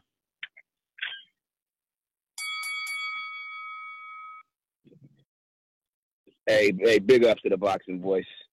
Fellas, I know I call in here and talk a lot of head, but it's always in love and it's always in appreciation, and even more so today. That probably was the hottest episode that I've been a part of, purely organic. But even with that said, y'all maestroed and led that extremely well. Got people in, got people out. Everyone got a chance to talk. Fantastic promotion. Big ups to Eddie Hearn for promoting a Deontay Wilder, even from across the pond. Someone has to do it, and he did that, and he'll continue to do so. I first started off saying, hey, man, if Hearn wants to offer White, then Wilder, you take White and shut up. Now I'm at the point where, man, no, let's just do this fight as soon as we can. Let's get them both in the ring. And hopefully it's a great fight that we can do 2 or 3 times. But fantastic episode, fantastic energy, broadcasting, everything. Loved it. And I'm out. All right. Let's just clear some things up, Matt, because that was a very long interview and a lot happened. It was a boxing orgy. It really was. All the great things happened in that one. But what did happen is Deontay said he wants Dillian Whyte. He wants to beat Dillian Whyte. He said it's going to be exactly like Bermain, just put AJ in the contract. So again, he's still agreeing. I don't want anyone saying, oh, Deontay's stupid. He wants to make money now. It's bigger later. He said, I want Dillian Whyte. Just put him in a contract. He said that. He said that after the Shelly Finkel, everything. He said that. Rewind it. Quote, it'll be another Bermain Stiverne moment. Make it your ringtone. He said that. So let that be noted on the record. I don't want to hear, oh, he's stupid. Let him go through Dylan. It would be bigger. He's ruining it. They don't know how to promote in America. Eddie. No, he wants the Dillian Whyte. He wants to bury him too. Don't worry about it. And Eddie said that he would put Joshua Wilder in February. I mean, they want him back in spring. Don't do it in February. Don't do it in February. Let Eddie get his original plan with Dillian Whyte first. Let the fight fans be happy. Let the UK fight fans be happy. They wanted Dillian Whyte. Bring him on. Put AJ in the contract. That's all. And I know Eddie already said AJ's not a carrot, but we already heard everything that was said. We all want the fight. And another thing that Deontay said was, we want the fight. It doesn't matter if you want Eddie in the way. It's Dillian Whyte in the way. It's easy to make the fight on our side. We want it. And even Shelly Finkel told him that. He said, look, we've never had problems. We like each other. We've done business before. As easy as that business is, this fight will be. This side of the contract wants the fight. So this is something that we're going to see. I just want, when Showtime clips this interview, they freaking, give us credit. You know what would be good for us making this fight? They should have us call it. And maybe Al and Malignaggi sit behind us. I'm joking. Joshua from New Orleans, talk to us. Yeah, man, I just want to congratulate y'all, man. This was by far one of the best shows I ever witnessed, sat on the phone and listened to, because it just happened, and I didn't know it was going to happen. And it just was very, very spontaneous. It was a good feeling to be a part of. And then also, it's a great thing to know that if the fight does get made, I was a part of listening to the terms and listening to Eddie Hearn get pushed up against the wall and put in a position to where now all he can do is say what needs to be heard and what needs to be said, and can't parse up his words no more. I'm in full support of this show, Deontay Wilder, and to do something special, man. I'm glad we have him as a heavyweight champion of the world.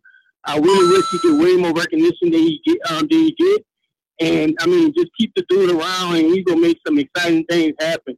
I'm in support of everything he said. I was glad he was able to have a mannerism to talk to Hearns. I'm glad Hearns didn't get off the phone because he was trying to get off the phone with his Bluetooth earlier and stuff. It just was a real exciting show, and that's my call, man. Yeah, man. It was, bro. This was a special fucking moment. He's right. You know, he brought it full circle into perspective, dude. That shit almost making me teary. Yo, we just made history. Like, we're part of history. When this fight happens, this means something. That's dope. That was amazing. Let's go out to what's up, Matt? Yeah, something. He broke 48 million views on YouTube. So just salute to everyone that's watching, because you are part of that. You're part of that group that did break to the 48 million mark. Salute. Yeah. So shout out to everybody that continues to subscribe. Let's see how many subscribers we're at. Man, we just need, what do we need? We need 65 more or 66 more to get to 58,000. Let's get that whatever number I just said. Let me go out to Coach Mitty. What's going on, brother? Mitty. Yo, what's up, Ness? What's up, TVV? Just a quick reaction to the show. I just must echo what everyone is saying. This was a great organic show. It was very good to have all three guys on the phone, all four actually, if you include like Deontay's manager. And I'm just looking forward to the news of the fight being announced very soon, right? So now we know the truth. There's no need to talk about who's talking the truth, who's lying, or whatever. He dropped off. Let's go out to Ignacio. Talk to me.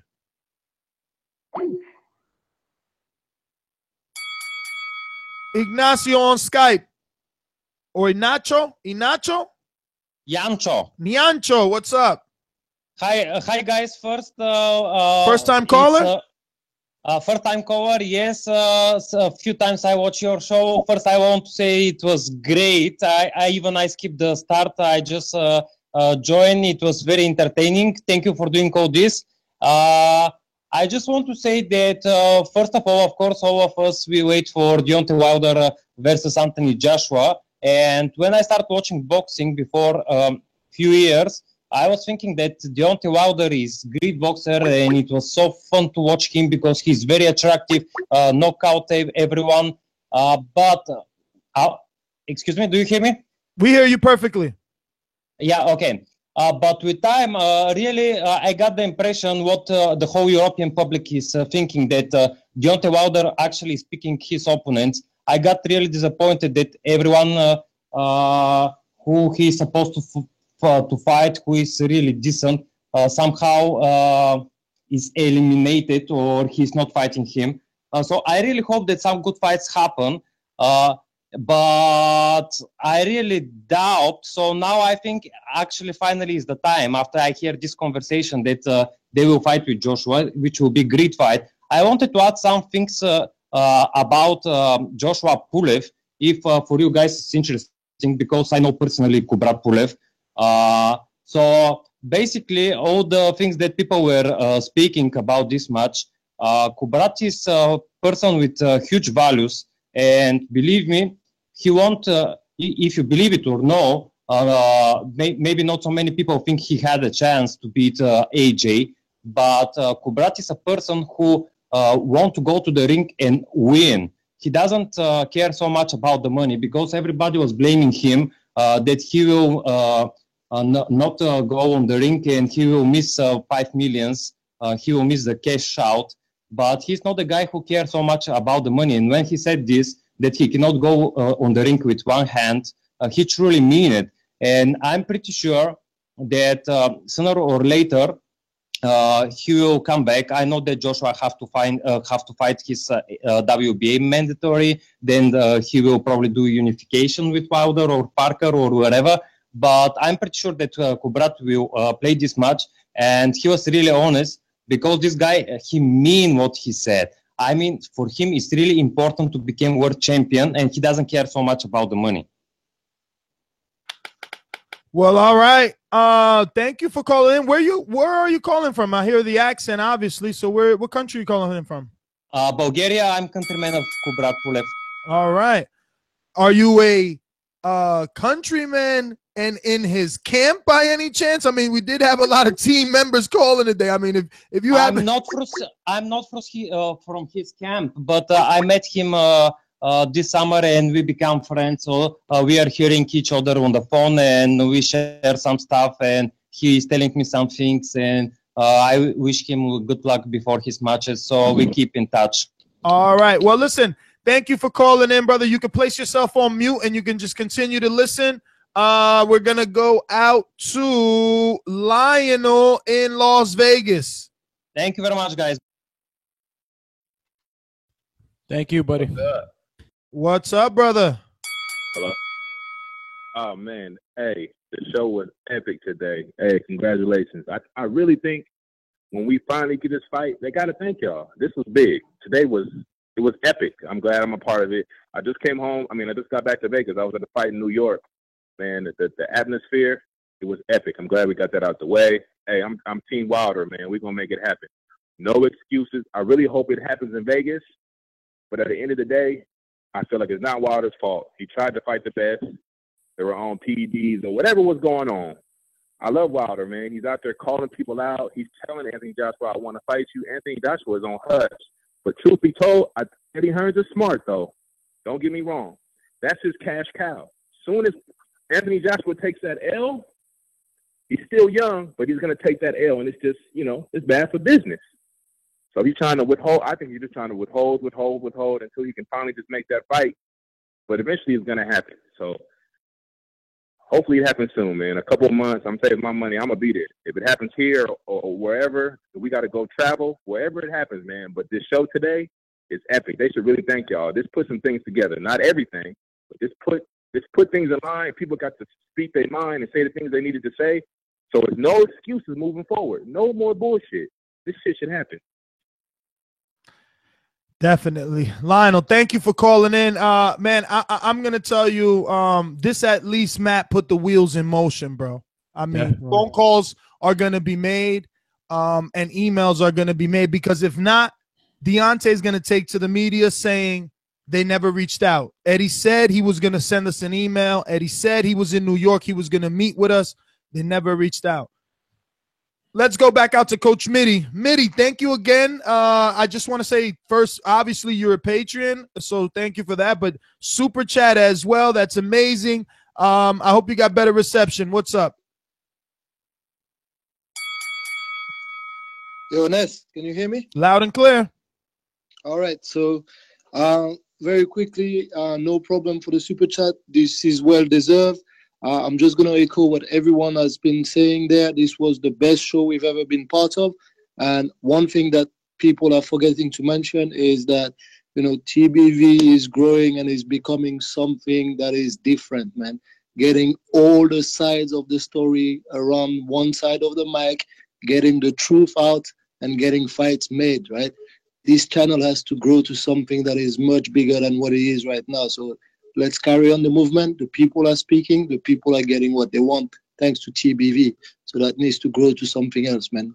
All the best to you guys, and I'll be tuning into all the other calls. Hopefully we get more callers in. All right? Peace. Mitty, man, thank you so much for the kind words. Definitely appreciate it. And congrats on your win, brother. Congratulations. This guy continues to remain undefeated out there in the UK. And continues to be one of our, faithful listeners and callers, continuing to make us an international show. We're going to go out to Daniel. I believe there's also in the UK, right, Daniel? Yeah, that's right. That's right, Ness. So I just got back from work, actually. So I just literally saw that you guys were on. So I jumped on. And then I heard a couple of people say you had a great show. So I can't wait to go back and listen to it. But, I just wanted to call in and say hi to my buddy, Matt. That's the same Daniel that corrected me, that actually made me I may submit it on the show because I forgot to do it actually at the beginning of the show. Oh, he was wrong. I was wrong. Right. He got me. He sent me the link with the timestamp and everything. Put your face on camera. My face is on camera, homie. What are you talking about? Daniel, you are right. I should have been a little bit more polite in listening to you, so I apologize for that. And you were right that he was referring. Eddie Hearn was speaking about a $50 million pot. So you were right. Respect, man. Respect, guys. Yo, I don't know, Daniel. I don't know if it's really respect. You had to prove it to him and shit to get him to listen to you, bro. Nah, but it's cool. It's all gravy though, because he sent me a message as well saying, "Listen, like, thanks for correcting me." And at the end of the day, like, I don't really care who's making what. I want both men to get well paid for this, just like anybody who steps into the ring and puts their life in danger. All I cared about really was it being factual, it being correct. It's right. It's a kind of sort of journalistic integrity, because at the end of the day, what you guys are doing, there's a lot of worth to it. You know, the interview itself was a great interview. I mean, I'm a kind of person that I don't just love the sport of boxing. I'm obsessed with even the business part. So when Eddie Hearn comes on and he talks about the minutiae of the business, we owe it to the sport to kind of to get get it right when we're putting it out there. And I respect that you did come back to me, man, and you said that you know, thanks for correcting you and that, and yeah, it's all love. It's all love. I don't want to be saying. Wait, I gotta know. Did you go find it yourself, Matt, or did he send it to you? No, he sent it to me. He 100% sent it to me. Man, he clipped it. You clipped it and everything, Daniel. Yes. Oh, you made it easy for him. Fuck. Well, that's what I asked him to do, and he did it. So, salute to Daniel. I believe he's even a ref, or I know he does something in boxing. So, just salute to him as well. I know he is a part of the sport as well. Oh, shout out to you. Yeah, no. So I can't wait to go back and listen to the show, guys, and I'm gonna call in more often for sure, especially in the build up to this fight. Like, it's definitely gonna happen. I don't know what was said today. You're in for a treat, bro. You're in for Tyson Fury, Eddie Hearn, Deontay Wilder. It's not even the names though, Matt, because we've had different things happen. Like one time, I mean, James Kirkland was live, and Daniel, I'm gonna place you on hold. Thanks again for calling in. One time, James Kirkland said that Ann Wolf gave him, black pills before that fight with Carlos Molina. All type of crazy shit happens, but never have we gotten such a high-profile fight be negotiated live on air. And then to get Shelly Finkel, see, Shelly is not like Cameron Duncan or what other manager? He's more like Al that isn't on camera, doesn't talk. You know what I mean? It was just truly amazing. I'm just very happy. I think we're all very happy. This was like if we had Triple G, Canelo, and like Oscar on at the same time. Yeah, man, that was dope. That was Yo, my boy Tyson calling in though. That was out of nowhere. Like, and then the first thing he says is like, "Where the hoes at?" Shout out to Tyson Fury, man. We're gonna go out to Fight Fan Franco in Charlotte, Carolina. Yo, man, this is great, yo. It's especially to be a Patreon, man. This is what you do it for, yo. Y'all are the best, man. I mean, this is the fruits of your labor, all of y'all. Everything y'all been doing since day one made today happen. If y'all didn't grind out how y'all been grinding out for years, yo, these motherfuckers wouldn't be calling in. Y'all are respected now, man. I just pray that whoever steals the quotes, man, embed the video in your blog, get these views up, give these motherfuckers they do, man. Don't just steal the quotes. You know what I'm saying? Share, reshare the video. And I swear I just looked at the views. It's like 500 and it's like 200 likes. That's some bullshit. Fuck everybody who ain't hitting that thumbs up button. You know what I'm saying? But y'all boys keep doing what y'all doing, man. This was epic. Fight Fan Franco, personal thank you for being a patron. You're absolutely right, brother.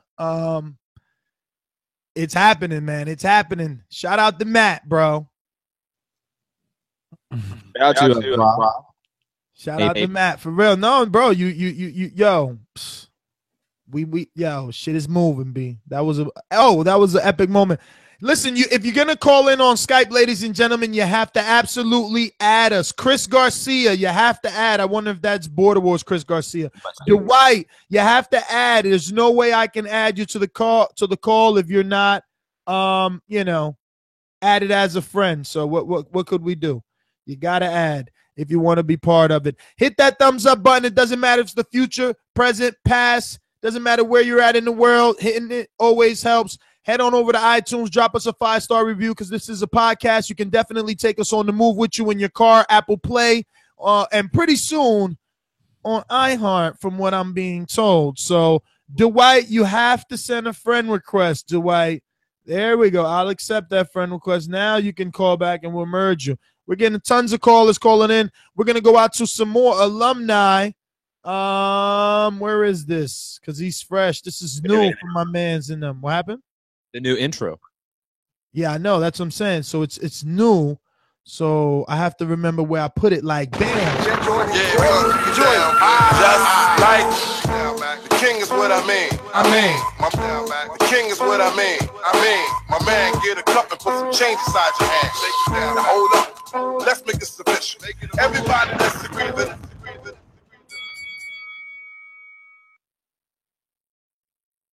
TB motherfucking V. I'm newly minted with the intro. Shout out to DJ Roos. Matt, you know I hit you earlier, but I went back to the show. Shout out to DJ Roos over in the UK. Appreciate the love. Shout out to y'all fellas. Shout out to motherfucking JP. Shout out to Marcus. Shout out to Tyson Fury. Shout out to Shelly motherfucking Finkel. This show right here, and I don't mean just this episode, I mean this journey in TBV. This is the shit right here that has us going back and intersecting our lives with this boxing shit. We going back telling our kids, our wives, our friends, bringing them into the fold. And when you guys asked yesterday, you said, well, what do we do? You know, how do we get, because the Vegas correspondent, Sean, called in and he said, well, how do we change that? This is how we change it. Because as callers, as Patreons, as participants, you know, we make the needle move. And what better fucking guide and what better compass do we have than motherfucking Matt Hunter and Nestor Gibbs and the whole TBV? I got to say that. I got to say that first and foremost. What drew me to the show, I'm looking at it, I said, why would they compare Anthony Joshua to Riddick Bowe? And then I said, fuck all that, because I started to hear everybody talking about everybody that called in. So just somebody run through right quick. What was the comparison between AJ and Riddick Bowe? Well, Matt has one opinion.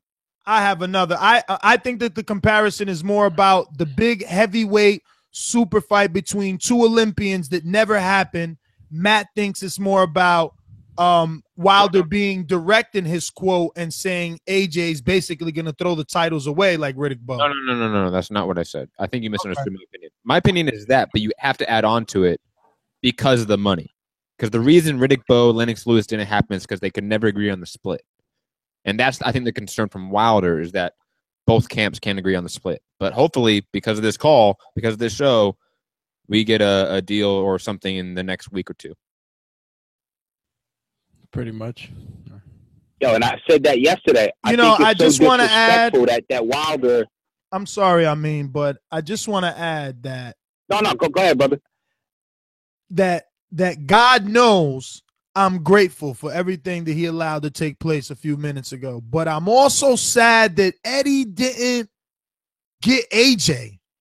Even with Deontay saying, you always talking for AJ, the people want to hear from AJ, that was the missing component. He needed to give us that. And for everyone that says he's a great promoter and all that, he dropped the ball. Now, I don't know if when we lost him for that moment, was he trying? But he didn't make that clear. You know, he should have at least lied to us. If you're a great promoter, you lie and say, man, Nesta, I tried AJ, but he must be riding on one of them motorcycles. You know how he like being on dirt bikes. Like, damn. And at least, you know, we could be like, yo, come on, Matt. You know he at least tried, you know? But yeah, a lot of people are curious to see what AJ personally has to say about that. You know what I mean? We heard from Deontay. We want to hear from AJ. Everybody wants to hear them talk to each other. We want to hear AJ and Wilder talk to each other because we know that's instant selling.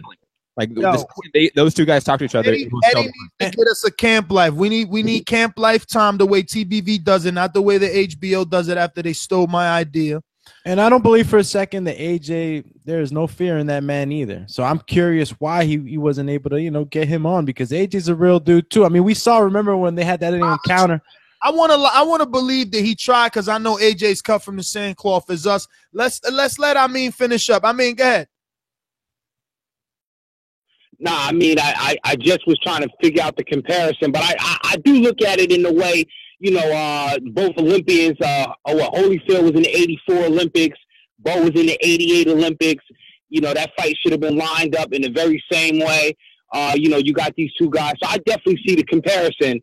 And I agree, man, and that's why I went off on it yesterday. There's no way in hell Wilder should be getting chicken feed and fucking AJ is fucking Scrooge McDucking through millions of dollars to knock out similar opposition. So that's my call, man. Amazing show. I got to go back and listen to it. TB motherfucking V. I love y'all fellas, man. Appreciate it. I mean, as always, thank you for calling in. Matt, John, what's that? Gower says, man, get the interview uploaded or Boxing Scene is going to steal your thunder. Well, we're live, so we can't do anything about that. And we're used to that, man. It's not like it's not gonna happen. Believe me, bro. Yeah, no, it's totally gonna happen. Let's go out to Michael. Michael, where you calling in from on Skype? I'm calling from London. Hello, guys. What's up, brother? I always forget that, man. Yeah, Joshua Protector here. Yeah. What did you have to say, man? I know you were sweating for Eddie. Do you know what? Congrats to you guys. Yeah, fantastic show. Freeway. It was like Mortal Kombat, doing combos, multiple combos. Eddie Hearn, the manager, flipping. Even Tyson Fury joined in. If AJ joined in, I don't know. I was gonna faint or something. I don't know. But one moment, Michael. Hey, Dwight, can you mute yourself until we go to you, please? Thank you. Go ahead, Mike. Yeah. So, man, I'm taking it off. Hello? Go ahead, Michael. Oh, yeah. So, congratulations for that. It's a fantastic show. One of the best shows I've listened to, and I'm excited. No, I'm not gonna lie.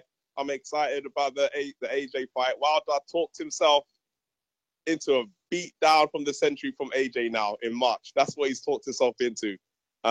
Congrats to Wilder. Yo, did you? Hey, let me ask you something. Didn't Dillian White put down AJ? He didn't put down AJ. He got hit with, with a No. Didn't he put him down in the amateurs? Yes, he did.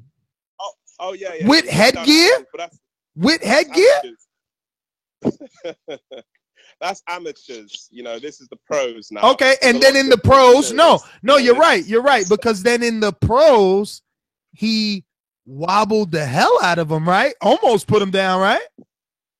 Almost, but so did Molina, and then the ending ended the way it did, So end of the day, you have to finish the job. No, but that's all I'm saying.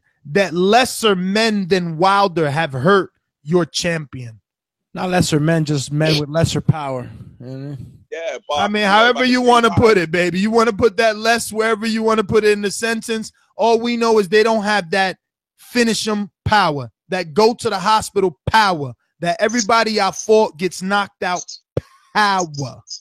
We will see then, because Wilder hasn't been hit with Joshua punches yet, so we shall see what happens when he gets connected. What, the ones that didn't stop Takam? He always gets them in the end. The ones that took Takam all the way to like the 10th round? Little baby Takam. I watched the interview. I watched the interview with Tyson Fury. Tyson Fury called Takam a midget, man. I was like, oh my God, Matt's gonna get mad at this. Tyson ain't not no one now. I don't know why he's even talking about like he wants to knock out anybody. But anyways, I you know what? I'm excited about this fight. Congratulations to everybody. It was a fantastic show so far. However, as official Joshua Protector, I still think that Wilder needs to fight White first and then fight Joshua in the summer. That's my official, as a spokesman for AJ, that's as an AJ Protector, that's my official stance. I love you guys. Fantastic show. Take care.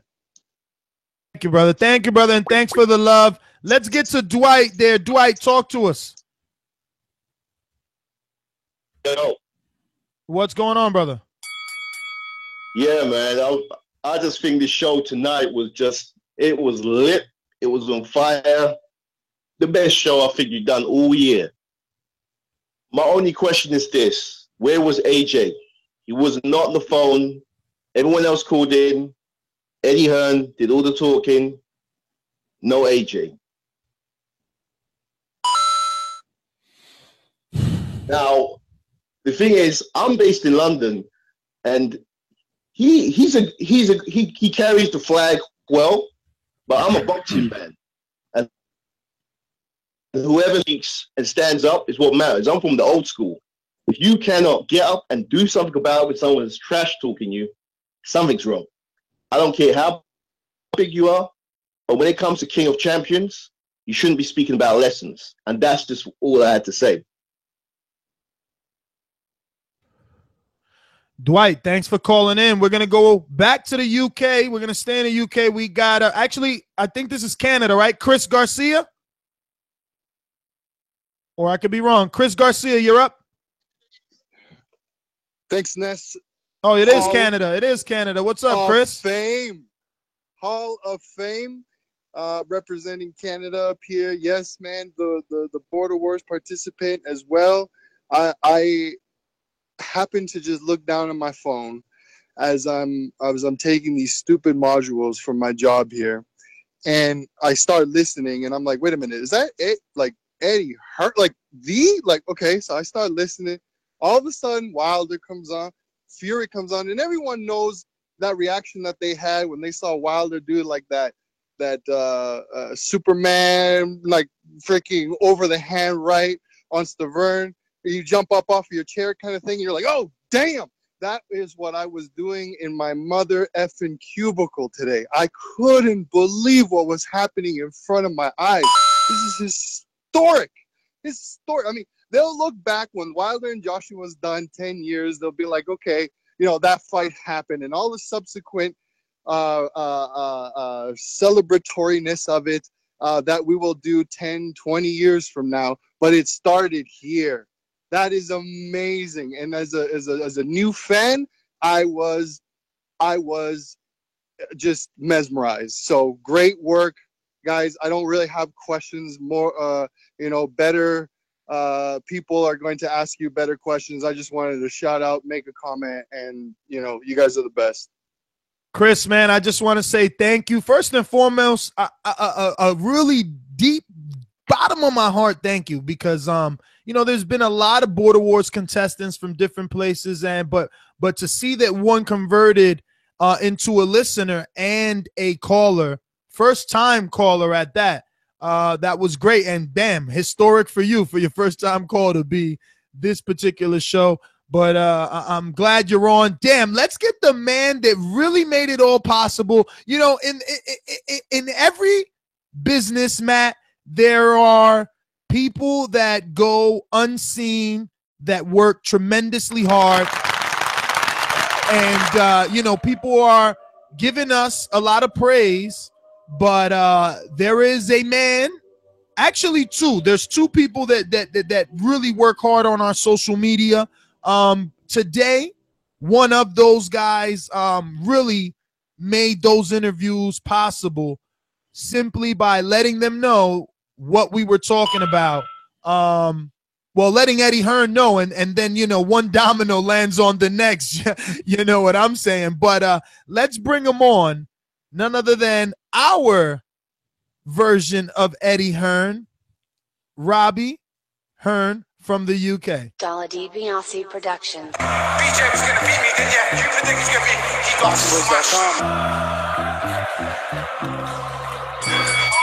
Why isn't Wilder sold out 90,000? This guy has been pro for like 8 years, 9 years. If Wilder wants some of his work, you can definitely get it on ASAP. BoxingVoice.com. TBV fam, you are welcome. What up, Rob? Robbie. That was amazing, bro. Matt. Yeah, man. Yeah, just a little just a little bit of advice to all the TBV fam out there. Just share the show and share it by adding these people that we're talking about. I know, I don't mind taking any praise. That's great, but anyone can do it. You know, just share the show at Eddie Hearn or at Tyson Fury. They're the two I did, and look what happened. You know, it's just got to happen. I mean, I didn't even hear the show because my fucking phone just erupted as I got control of the TBV Twitter and do my bit there, and it's just gone insane. I mean, my phone's red hot every time I look down. 20 plus notifications, and I've sent out some love to everyone that called in there, thanking them. It's awesome. TBV. Yeah, I knew you'd probably text him to say thanks, Nis, so I didn't bother. So no, actually, you know what? The problem is that bomb squad and the coin are so close to each other. So I meant to hit a coin for you because I'm being honest, bro. I'm being honest, bro. I'm being honest, bro. Because listen, man, we were doing this show, and me and Matt, we were talking about this since early in the morning. It's so crazy how things happen because I wanted to do it early in the morning, and even at one point we kind of contemplated it whether or not we should, and then we did, and it turned into this, and credit to everyone. At one point Block Talk was down, wasn't it? And it couldn't even happen. Yeah, he wanted to do it I think at 2, and Blog Talk said no, but we all know who really said no, Matt. God. Yeah. Well, have faith. As long as God said it ain't time, Matt. It ain't time. As long as Tyson Fury, Deontay Wilder, Eddie Hearn, any of these big names say yes, that's all that matters. It's TBV's on the rise. Everyone share, retweet, like, anything to do with TBV. We're all the TBV fam. Just get out there, make it happen. It doesn't just have to be, I know the amazing Robbie Hearn, but you can be amazing too, people. That's right, man. Robbie, thank you for calling in, brother. Thank you for all the work you do behind the scenes. Let's stay in the UK. Alexander Bully, talk to me. Captain. Yo, listen, that was pound for pound the greatest thing I've ever heard in my life. Like, I'm literally on Patreon right now. I'm becoming a member. It's long overdue, but I got to say, the content that you lot have brought, not just from today, but from everything, is incredible. And from a solid boxing fan, thank you is too much, man. Like, the back and forths that we do with the AJ and Deontay, it's all crazy and all of that. But this, you lot are taking it to the next level. You guys, you said that, what's his name? Wilder was a 6'7" Mayweather. You lot are the podcast TBE out here. Hard work and dedication got you here. You lot keep it up, man. You lot undefeated. I'm out. Alexander Bully, man, thank you so much.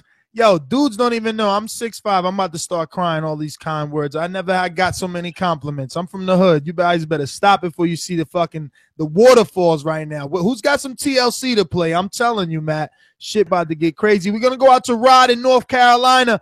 Rod, talk to me. Don't Ace Hey, in the how's it going, water. fella? What's up, brother? Hey, you guys, this is a big time show, man. You guys do so much for boxing. You guys, to me, are the key to this promotion. And what I would like to see is, in the future, you guys mediate a television production when Eddie Hearn and Joshua and Wilder get together. Almost the show that they have on HBO where they do like this standoff show and the two fighters talk amongst each other. Imagine TBV's own face-off. Matt, he gonna make me cry. Imagine TBV's face-off on a studio somewhere, Matt. Listen, I'm serious. Y'all should do this. Eddie Hearn is really comfortable with you guys. You guys should do this because this is epic right here. This is a top show. You guys are the forefront of the production. Can't nobody take credit for that. And this is what it should be. Hey, listen, Rod, from your lips to God's ears, and hopefully it happens, brother. I want to thank you for the kind words. We're going to get to some other callers. Listen, Matt, I will say that I'm going to entertain that idea. And here's why. What the idea of what? His idea. his idea of us being a part of it. It doesn't, and again, I'm not egotistical and I'm not self-centered. It doesn't have to be about me, but the idea of a vlogger, YouTuber, the power of social media being a part of the buildup in a face-off kind of scenario, it could be big. Now, obviously, since he said us, whatever, we're going to talk about us. But I think that Anthony Joshua, right, should come with like Coogan, right? Because his version of us is obviously Coogan, and and his version of Deontay is AJ. So that would be dope too. But yeah, man, I mean, listen, whatever they give us, right, Matt? I just want to say very quickly to the YouTube channels that are already making videos about our calls with Eddie Hearn and Deontay Wilder and Tyson Fury, because you've already made videos about it. Salute That to was you. fast. And at least you gave us credit in the description. Next time, maybe the headline. Just saying it helps. Nah, the headline, you know, I mean, they need to put the proper keywords for their headline. I dig it. Look, just people saying that it happened here is good enough for me. I want to thank one of my loyal Patreons, Dennis Martinez. I believe you're going to be on that Christmas list, but I know I wanted to shout you out. You're always listening on your drive home from, I think, Orlando to Tampa. He takes a big drive, but definitely shout out to you, my friend. We appreciate, you know, the fact that you're always tuned in and your support as well. Dude, great night. Let's keep the phone calls moving. Who do we got, Matt? We got to go to the IG master. Who puts it in on that side? I won't deny it. Dollar DiBiase Productions. Come with me. Hail Mary, run quick, see what we have here now. BoxingVoice.com.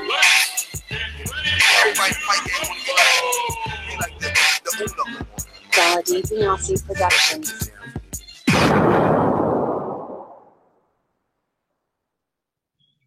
Hey guys, man.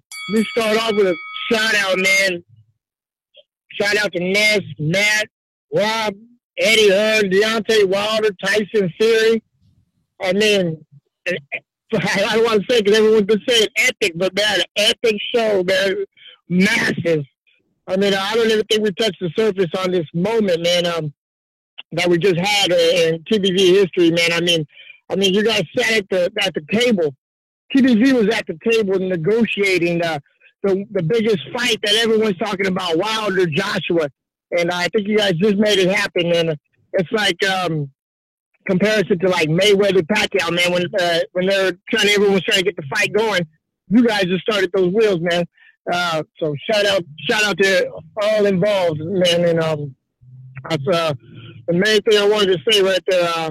There's no other comparison, man. There's no other boxing podcast out there that's doing that. There's no effect. No other podcast has that effect. I mean, you guys got the biggest dogs in the heavyweight talking to each other and setting up dates and setting up times. So definitely a shout out to you guys, man. TBV, truly the voice of the people. I mean, you guys making things happen, man. Making the fights that everybody wants to see in boxing, man. So shout out to you guys. TBV, man, all day. All right, Al, thanks for calling in. Man, things are getting... Very quickly, if any networks out there are listening, hey, email us at the Boxing Voice, THE Boxing Voice at yahoo.com. Yeah, we definitely need our own show at this point. We need that studio. Can you imagine that you and I are this generation's Sam? Isn't it Sam Cassell that had Ali and Frazier on studio on ABC and they started wrestling? Imagine that. Imagine Deontay and AJ wrestle on in front of our feet. Oh, my fucking God. I thought I could die today. I'll die over that day twice. Twice that day I'll die. The boxing gods have said 2017 is going to be one of the best years in the 21st century of the sport. And it definitely has been one of the best years for TBV. So just salute to everyone that's been in the process of it.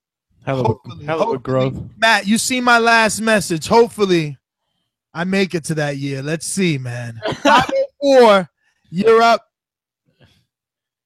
First time caller, 504, first time caller. 504-599. Yeah, What's up, brother? Where you calling in from?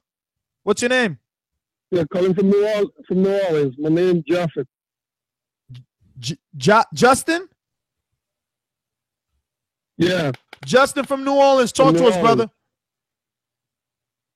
Yeah, first of all, I'd like to thank the TVV for your great show. You guys are doing really well, especially with heavyweight boxing, because I'm a huge heavyweight boxing fan. And this big fight between Joshua and Wilder is really becoming the talk of the boxing universe. So I'm so happy listening to your show this evening.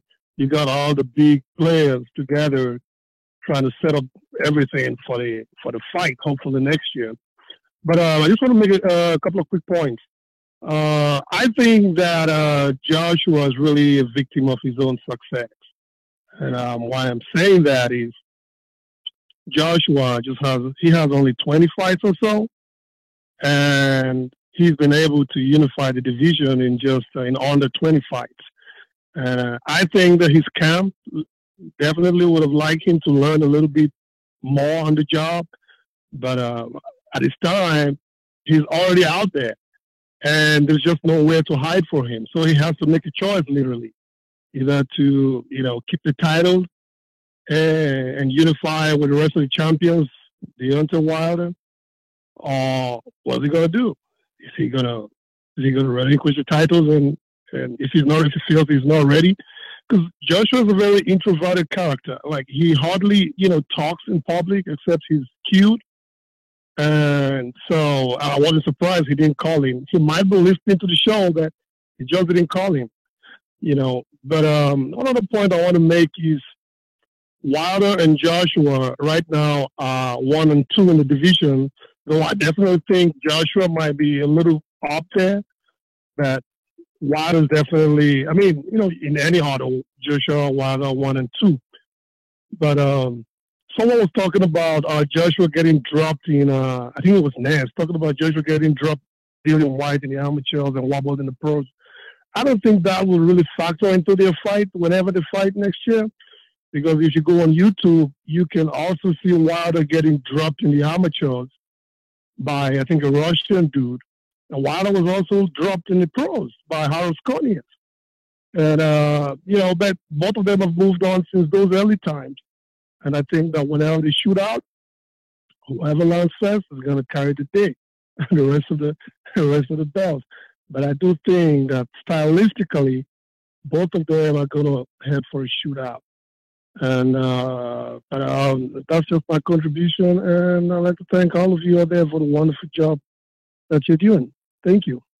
Thank you, brother. Thank you for calling in. Justin, really quick, I want to shout out another super chatter, Cali Buzz. And the other one was 508 Lion, I believe. I'm sorry, we didn't get to it in time in the time dispersed, but I believe it was 508 Lion. So thank you so much for the super chat, because we're going to need it. We're going to see Rigondeaux. We'll be there November 13th through the 17th or the 16th. So, we're going to bring you hardcore questions. You can start submitting your questions. We're going to be out there. And the more super chats, look, Matt doesn't even want to go this time. Matt is saying, yo, I'm not doing it. West Coast to the East Coast. I can't get another one.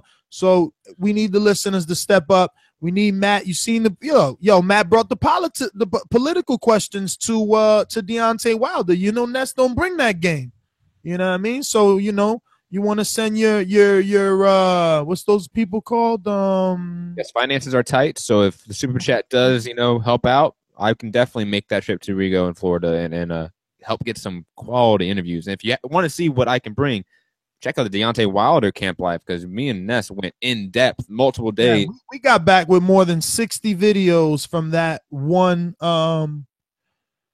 trip with Deontay Wilder. So coverage was there.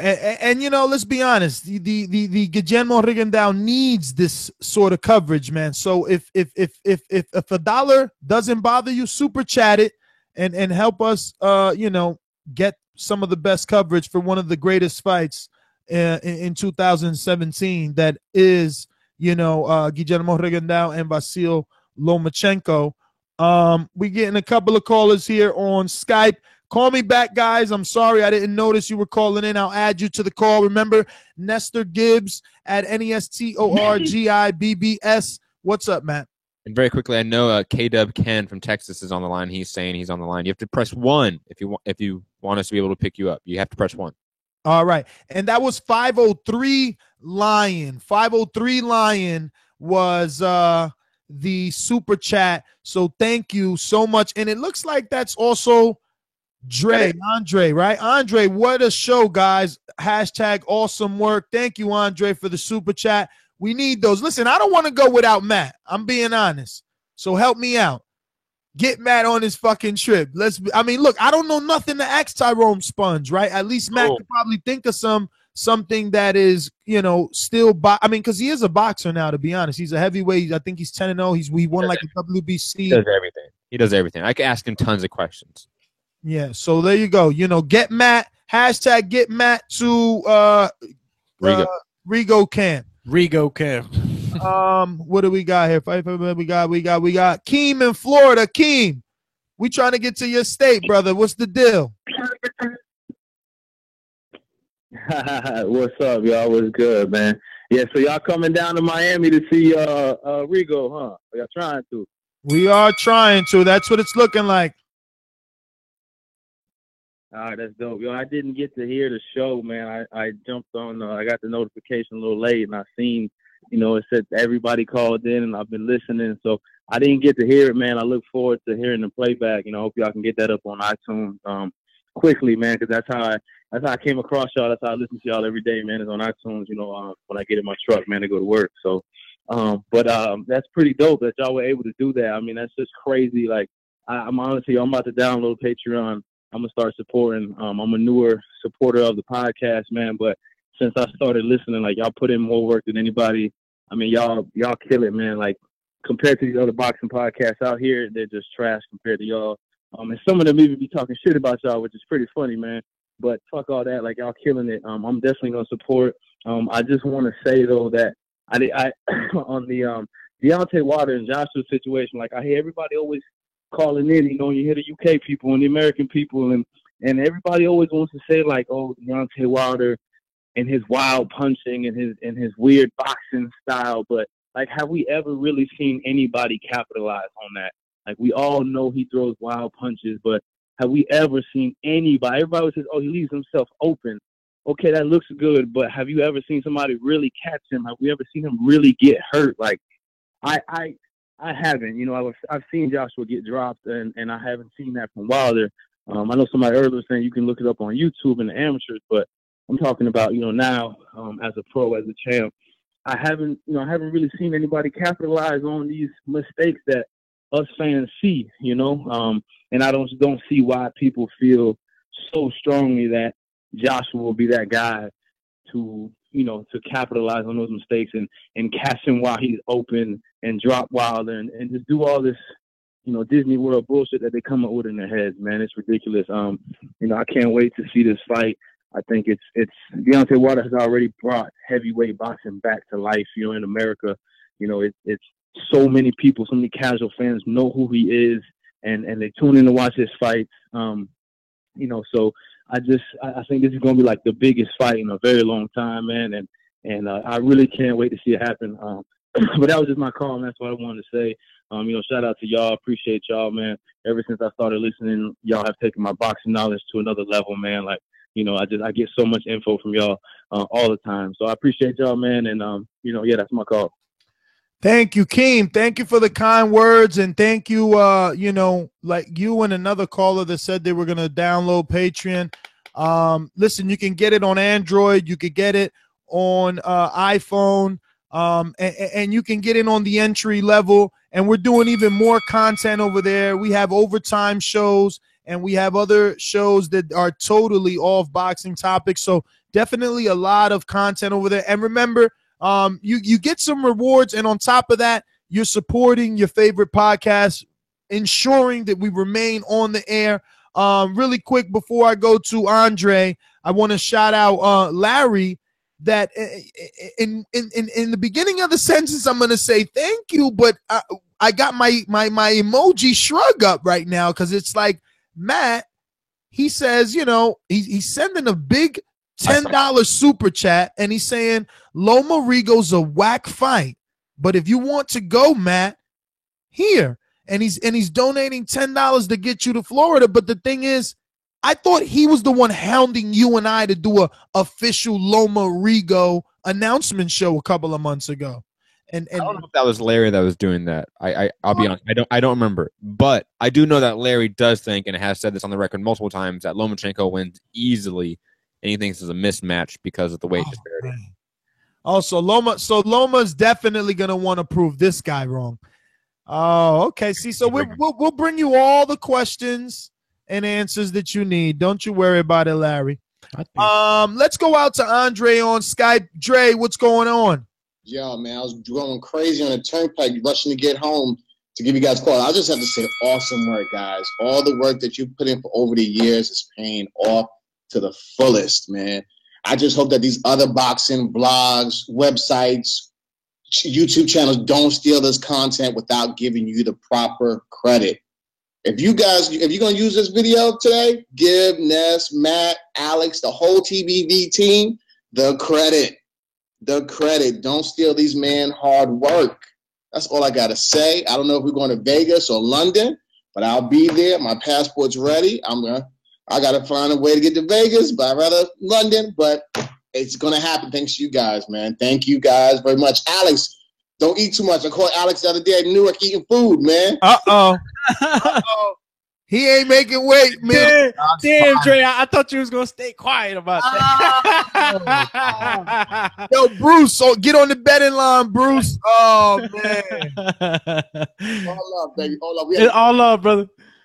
We had a good time in there. We bumped into each other at the same spot, man. Man.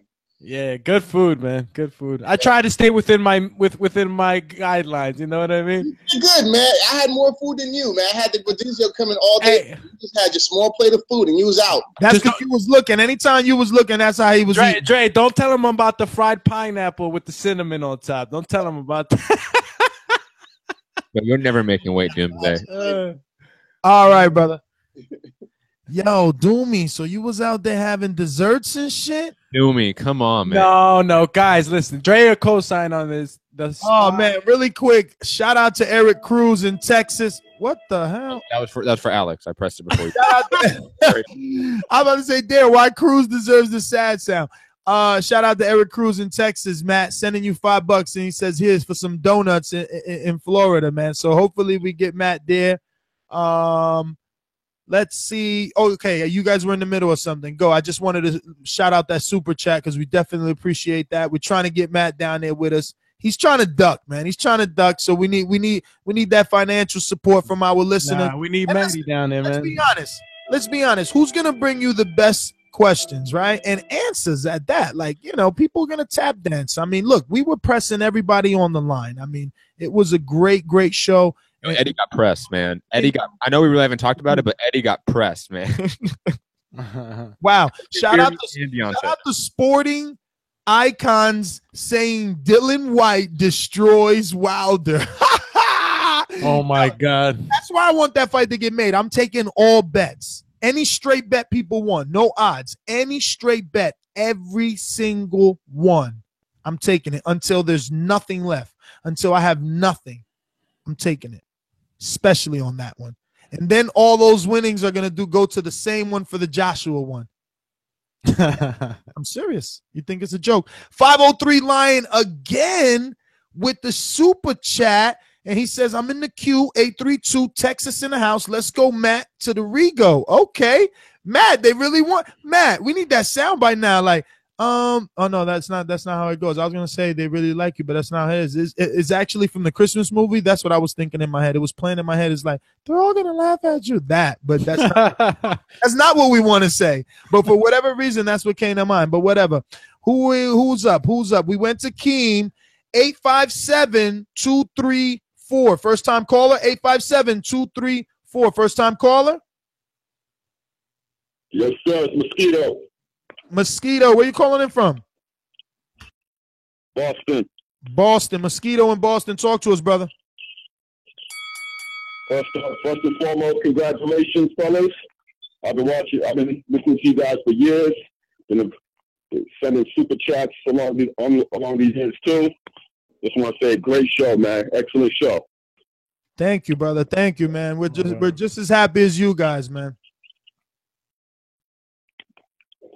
And that's pretty much my call, man. That's all I wanted to say. All right, Mosquito in Boston. Shout out to Boston. We're going to 832. I believe that's wasn't it? Who? Lion? Yeah, that's 503 Lion. 503 Lion? That's weird. 832 503. Yeah, man. What's up, Boxing Voice, man? I just want to tell y'all, man, y'all numero uno, y'all podcast kings, y'all number one, man. It ain't nobody in y'all league, man. Y'all just made history today, man. That's why I'm donating. Everybody that's in the chat right now, they need to support the Boxing Voice. I tell you, everybody right now, donate some money. I don't care how much it is, man. We need to get this man to Florida, man. And y'all need to come to Texas, man. I represent the Lions Den boxing community, man. And I salute y'all, man. Man, that's my call. Thank you so much. 503 Lion from Texas. Listen, and I'm trying to get over there, man. I know Earl's starting his camp already, too. We're trying to get there for sure. Yeah, he said Podcast Kings. Let me just go to that. This is all our Patreons. Get this on Christmas. Depends on the level that you're on, definitely. But, yeah, if you're looking at this. It's on YouTube if you're listening to the podcast. Damn. Yeah, if you're listening to the podcast on YouTube, it's there. So now it's not, but there it was. Shout out again to Eric Cruz with the super chat. Thank you to everyone hitting that thumbs up button. That's exactly how this show is going to continue to grow. That's exactly how it's going to stay relevant, to have guests like Eddie Hearn, Tyson Fury, and Deontay Wilder. Man, listen, for some days, Matt, there's some fuck shit going on. But today seems like boxing's on a good horizon. We got a good look. You know, another Eric Cruz is on a mission. Oh, he just got the new job. He just became a priest and everything. He's getting that priest check, you know. So he's making the bank, man. You know. Wow, he really wants to get you to Florida. Everybody follow suit. Let's get Matt to Florida. Matt, you got to do quick math. How much you think we made already? Maybe $40? Maybe more. Because there's been a couple $10 ones. Right, round it off. Come on, we need a number. Are we including the ones like from the beginning of the show? Because Mitty put a $20 one down. So. Yeah, we got it. We'll count that. Everything that came at least $80. At least everything that came today is for Matt. We want Matt in Florida. And at least $80. It's like $400. I've been watching your ticket because I'm your man. I've been watching the flights, hoping I could get it for you, but it's expensive. It's a $400 flight, and Matt says we've earned 80 today. He's rounding up, guys, so be generous. Let's get Matt to Florida. Hashtag Matt to Florida. Hashtag Matt to Florida. Majid, you in Florida. Let's get Matt to Florida. What's up? Yo. What's going on, man, Majid? I'm just calling in. Nothing much. I'm just sitting here looking at y'all chat.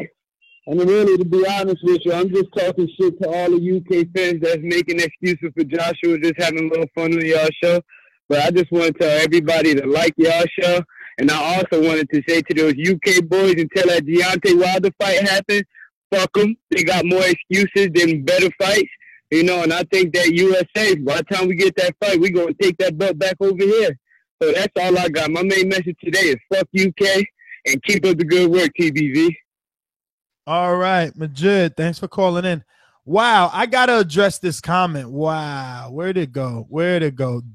Daniel, I hope this isn't Daniel that calls in. Listen to this. He says, Daniel Woods in the chat. Daniel Woods says, White bullied Hellenius. Damn, where'd it go? Shit. It's unfortunate. I found it. No, it didn't. White bullied Hellenius for 12 rounds, he says. Something like that. Oh, wait. No, that's not it. Damn, it disappeared, bro. Too many comments right now. But he said something about White bullied Hellenius for 12 rounds.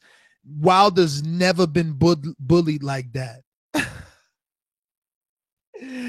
Yo, I just want the fight to happen. Please help us get paid. Let's go out to, my boy. Let's go out to Canada's own Jose, a.k.a. Bobby Arum, Border Wars Second time attendee. Lame-o, popping all this champagne, popping all this rosé, getting money like Jose, chain cold, Norway, shorty wants that foreplay, I'm like, no way, gotta rock it like Coldplay, killing it, OJ, getting cheese like Green Bay, call me Aaron Rodgers, hopped out that Dodger, dodging them cops, my boy got them choppers, Yo, guys, what's going on? Definitely a day like today, man. It makes me feel proud, man. I've been listening to you guys for so long. To see you guys at the top, man.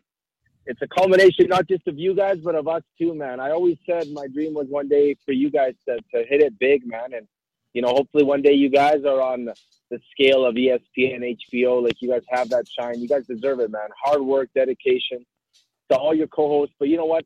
Honestly, man, a special shout out to Matt, because you do need in business, man, and in life, you need people that are going to have your back and see your dream and share your vision. And truthfully, Matt's been that guy, man. I've listened to this show for years and years. So many great people have come along. But Matty is fucking guts and blood, and he's a hard worker, man. So you're very lucky enough to have him. So we keep it up, boys. I'm proud of you guys. And fuck, this is like just few to come, man. Many more to come, and hopefully the other co-hosts can see the hard work and dedication, and we'd love to have them grow it just the same, man. But shout out to Matt, special shout out to Matt. Congrats, Ness, for keeping your dream alive, man, and not giving up, man. That's what it's all about, right? So props to you guys, man. Peace. All right, Jose. Well, thanks for calling in. Jose, I know that you're also very generous. Don't forget that Matt wants to get to Florida, so hit on over to your nearest tablet or desktop and hit that super chat for Matty Boy. We got Scorsese. Did I interrupt you? I think, Alex, you were saying something. Were you saying something? No. Okay, Scorsese, talk to us. Yeah, man. I heard the whole interview. Then I decided to call in. Wilder, I don't think people should get in their head he could beat Joshua by what he did to Stavern, but that was beautiful. That was the knockout of the year. He had my man looking like chocolate ice cream dripping off the fourth rope. That shit was ridiculously violent. The referee just looked like a Superman cape on him, and that shit make people want to fight. He probably going to be the most popular thing in sports. Clip-wise, except for a clip I seen in the NFL, some funny shit for a week. And that's what you need to do to promote about. The referee didn't stop the fight on that second knockdown when he turned his back, because the referee was like, yo, I know I'm in here to get this great photo op. And they got it. That's the best knockout pictures I ever seen in my whole life. No shit. But on the interview, I'll give Eddie Hearn props. He was cornered by a lot of Americans and shit. And he was like, shit, Eddie Hearn did some G shit. It was sort of like, pull up. You know what I'm saying? He was like, I'm coming to y'all hood. I'm flying over there Thursday or whenever he said. So that was some G shit. And Wilder was like responding like, I know you ain't talking to me. I know you ain't finna go there. And like, it was like, okay, you getting what you want, but at the same time, I got to get a win there to Eddie Hearn, because y'all had him in the corner. Y'all had him, Finkel, Nez, all the Americans on Eddie Hearn, just on him hard. And he like, look, my plane touched down then. If you want to do this, meet me in the state where you just well, actually, he was always in New York. He said, I'm still in New York, and he's going to remain in New York till the Long Island fight with Daniel Jacobs and Arias, which is on the 11th, a couple days from now. There you go. That's even more. Like, I'm here. What? Hold on. Why you talking? Why we doing this on the phone? And Wilder was like, well, why you still on the phone then? Call Shelly Finkel. But whatever. I think Wilder in a position, I'll be honest, if the offer even 20%, he may need to sign his name on that joker. And I hope he do it. Because the way he is like, I don't care about this, I don't care about that. That all going to have to go back down his throat if he don't sign that offer. But I'm finna put something in that super chat real quick. Because like I said, that shit ain't PayPal. Nigga can't use PayPal. But I got you, though, Ness. I appreciate this shit. All right. Scorsese, thanks for calling in. Really quick, I want to shout out Mosquito, who just super chatted. Man, you guys are amazing. Matt, they really want you there. Matt, you better feel special. I know you do. I know you do. Amazing. Good. Hey, I'm. Oh my God, is that another Eric Cruz or the same Eric Cruz? Yeah, that is Eric Cruz with $20. What the $10. fuck?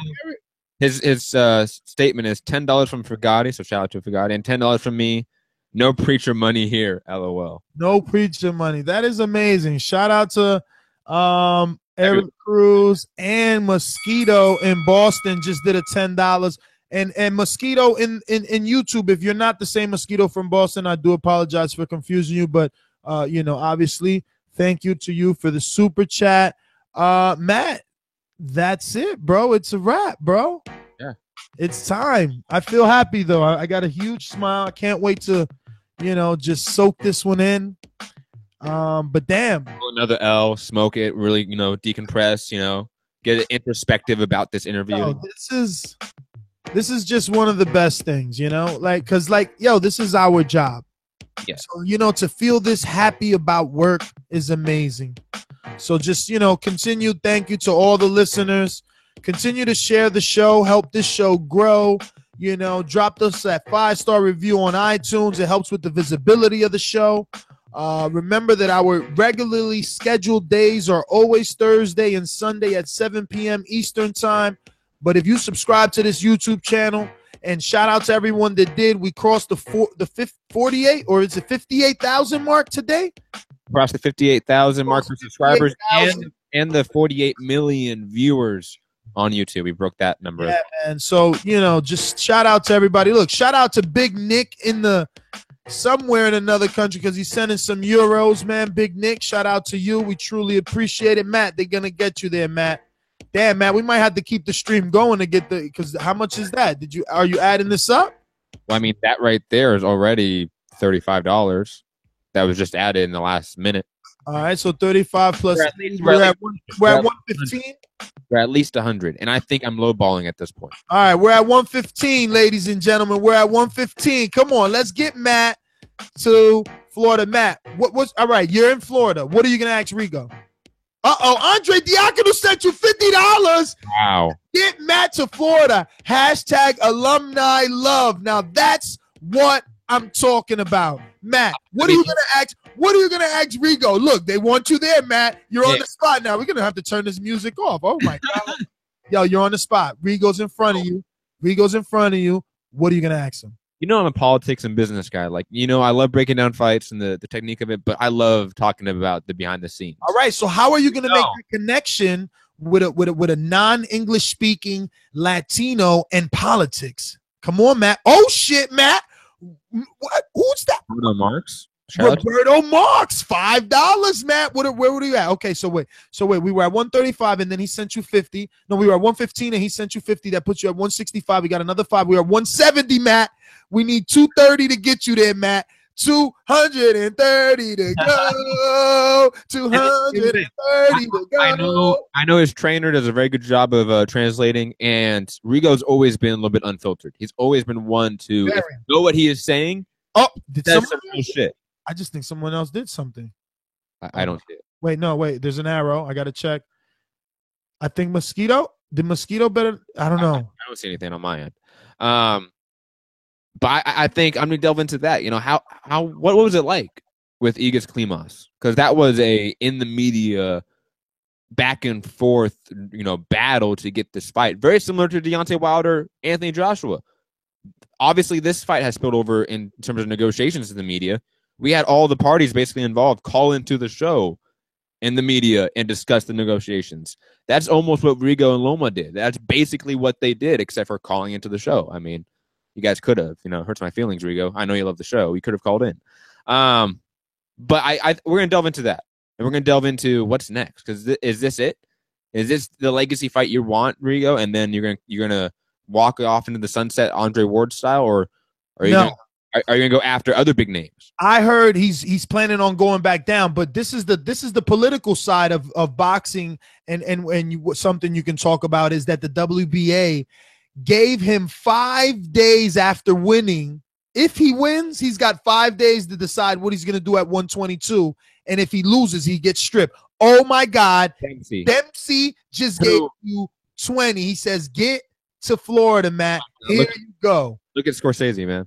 And Scorsese came through with the 25. He says, no more resident hater, no more sound bites. I'm getting a refund. Laugh out loud. Shout out to Scorsese. Add it up, Matt. Where are we? We needed 230, right? So we got to subtract now 20 and 25 from the 230 that we need. It puts us at what, 185, guys?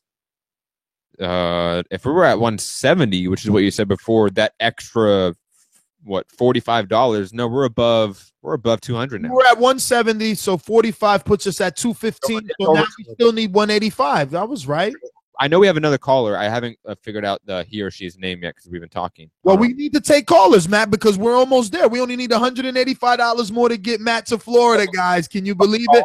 I mean, 347. I'm gonna go to you. I don't know who you are. I'm sorry, but I want to get to you as fast as possible. So, first time caller. First time caller. First time caller. You calling from New York City? What's your name, my friend?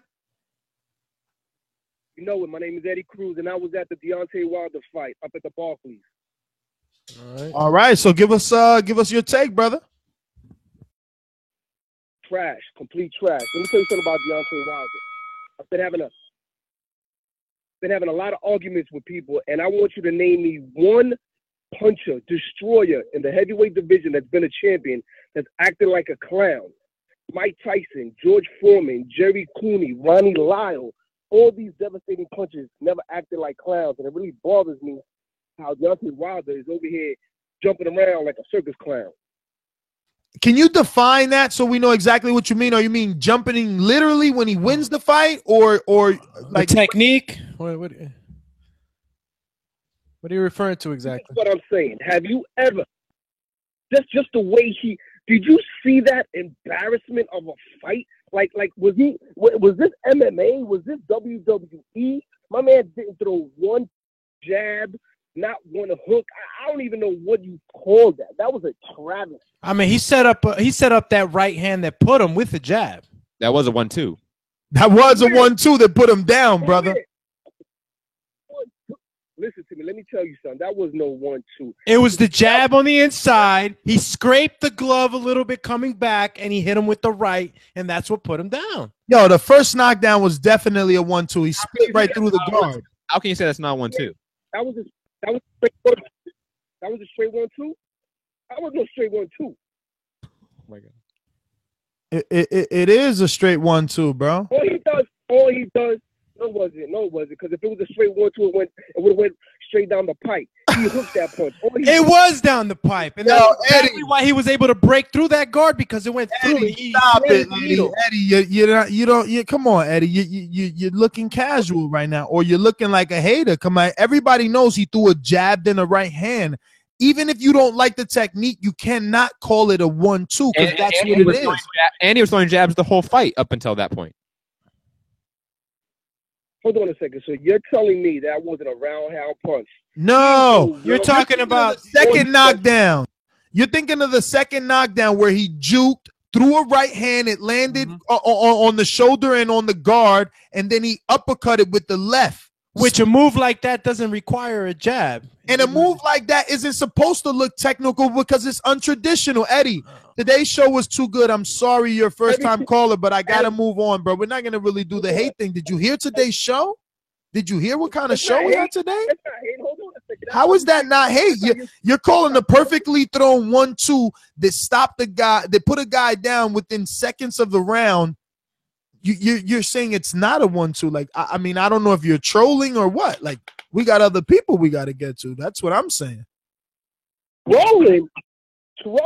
Listen, let me explain something to you. Once again, I said it before. Have you ever seen any devastating knockout punches act like that? Act like what? You're not being specific. What about Mike Tyson? He said he was going to eat someone's kids. No, but I don't think he's talking about characteristics. He's talking about in the ring. Hold on, no. I'm talking about my man did some crazy windmill nonsense that I was just like, yo, is this MMA? Is this like Eddie? I gotta go, bro. I gotta go. I can't. You could call back in though. There truly is no love lost. But like, come on, bro. You're looking for a critique of a knockout that was like 26 or 29 seconds long. Whatever. Listen, before I forget, I want to shout out Iron Sal. He is a Patreon. He is a Border Wars participant. And he knocked out Matt, and he's still sending Matt to Florida. Shout out to Iron Sal. No, I'm joking. He didn't knock out Matt. Matt's like, wait a minute, Ness. Matt was all with me until I said that. And his chat, his super chat says TBV West in here. Get my boy Matt to Florida. Matt, so what number are we at? That brings us down to what now? 175 we need, right? We were at 185. That's another 10.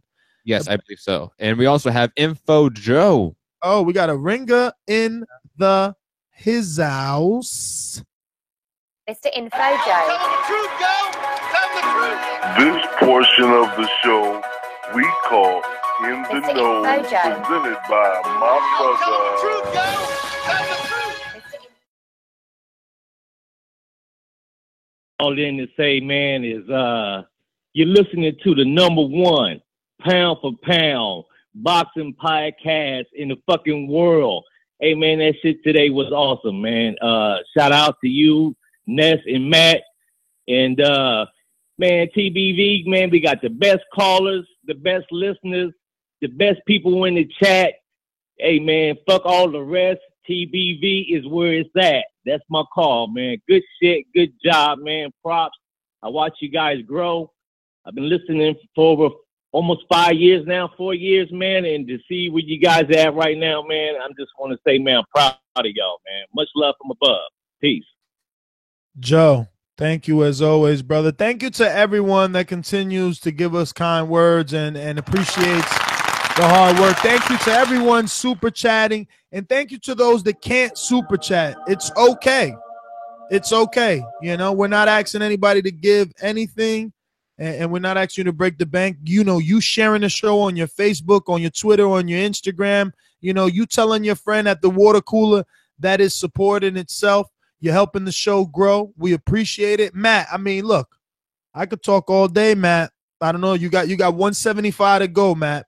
I think I just got an email for PayPal. Let's see. I think people hitting you up on email, Matt. They fucking love you more than me. This is bullshit. Where you go? Yeah, I'm a hipster, man. Nah, this is not fair. I'm gonna cry. What if I boycott? How about that? I was asking Eddie those. I'm gonna do hashtag you love Matt more. Yo, very quickly, Eddie, I love you, man. I'm sorry if my questions were too hard. I know I was. You said they were too hard? No, I'm joking. I'm joking, man. Come on. Oh.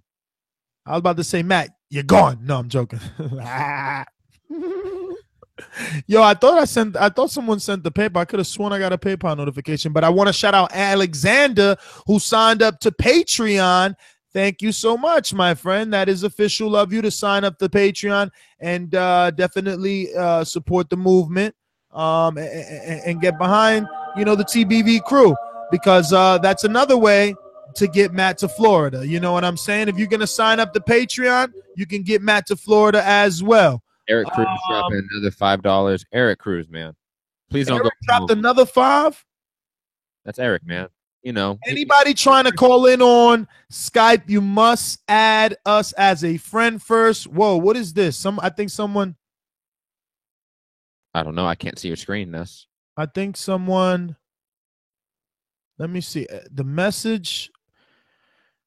Yeah, I don't know. Is this? I think Jose Mayweather beat this boys. I did. Oh, because this is Jose's email, but it's a new email. It's a different email. I'm not used to this email. I think this is Jose. I don't want to disrespect. I know Jose texted us and said he sent something via email. Oh, all right. So it is Jose. Shout out to Jose Mayweather. Yo, rightfully so, right? We always call him Rich Uncle Pennybags. Did he make an email just for that lady? No. It's not just an email. It's a PayPal email notification with a note, with a note attached, and it's got two notes, Matt. The first note says, Jose Mayweather, beat this, boys. I dare you.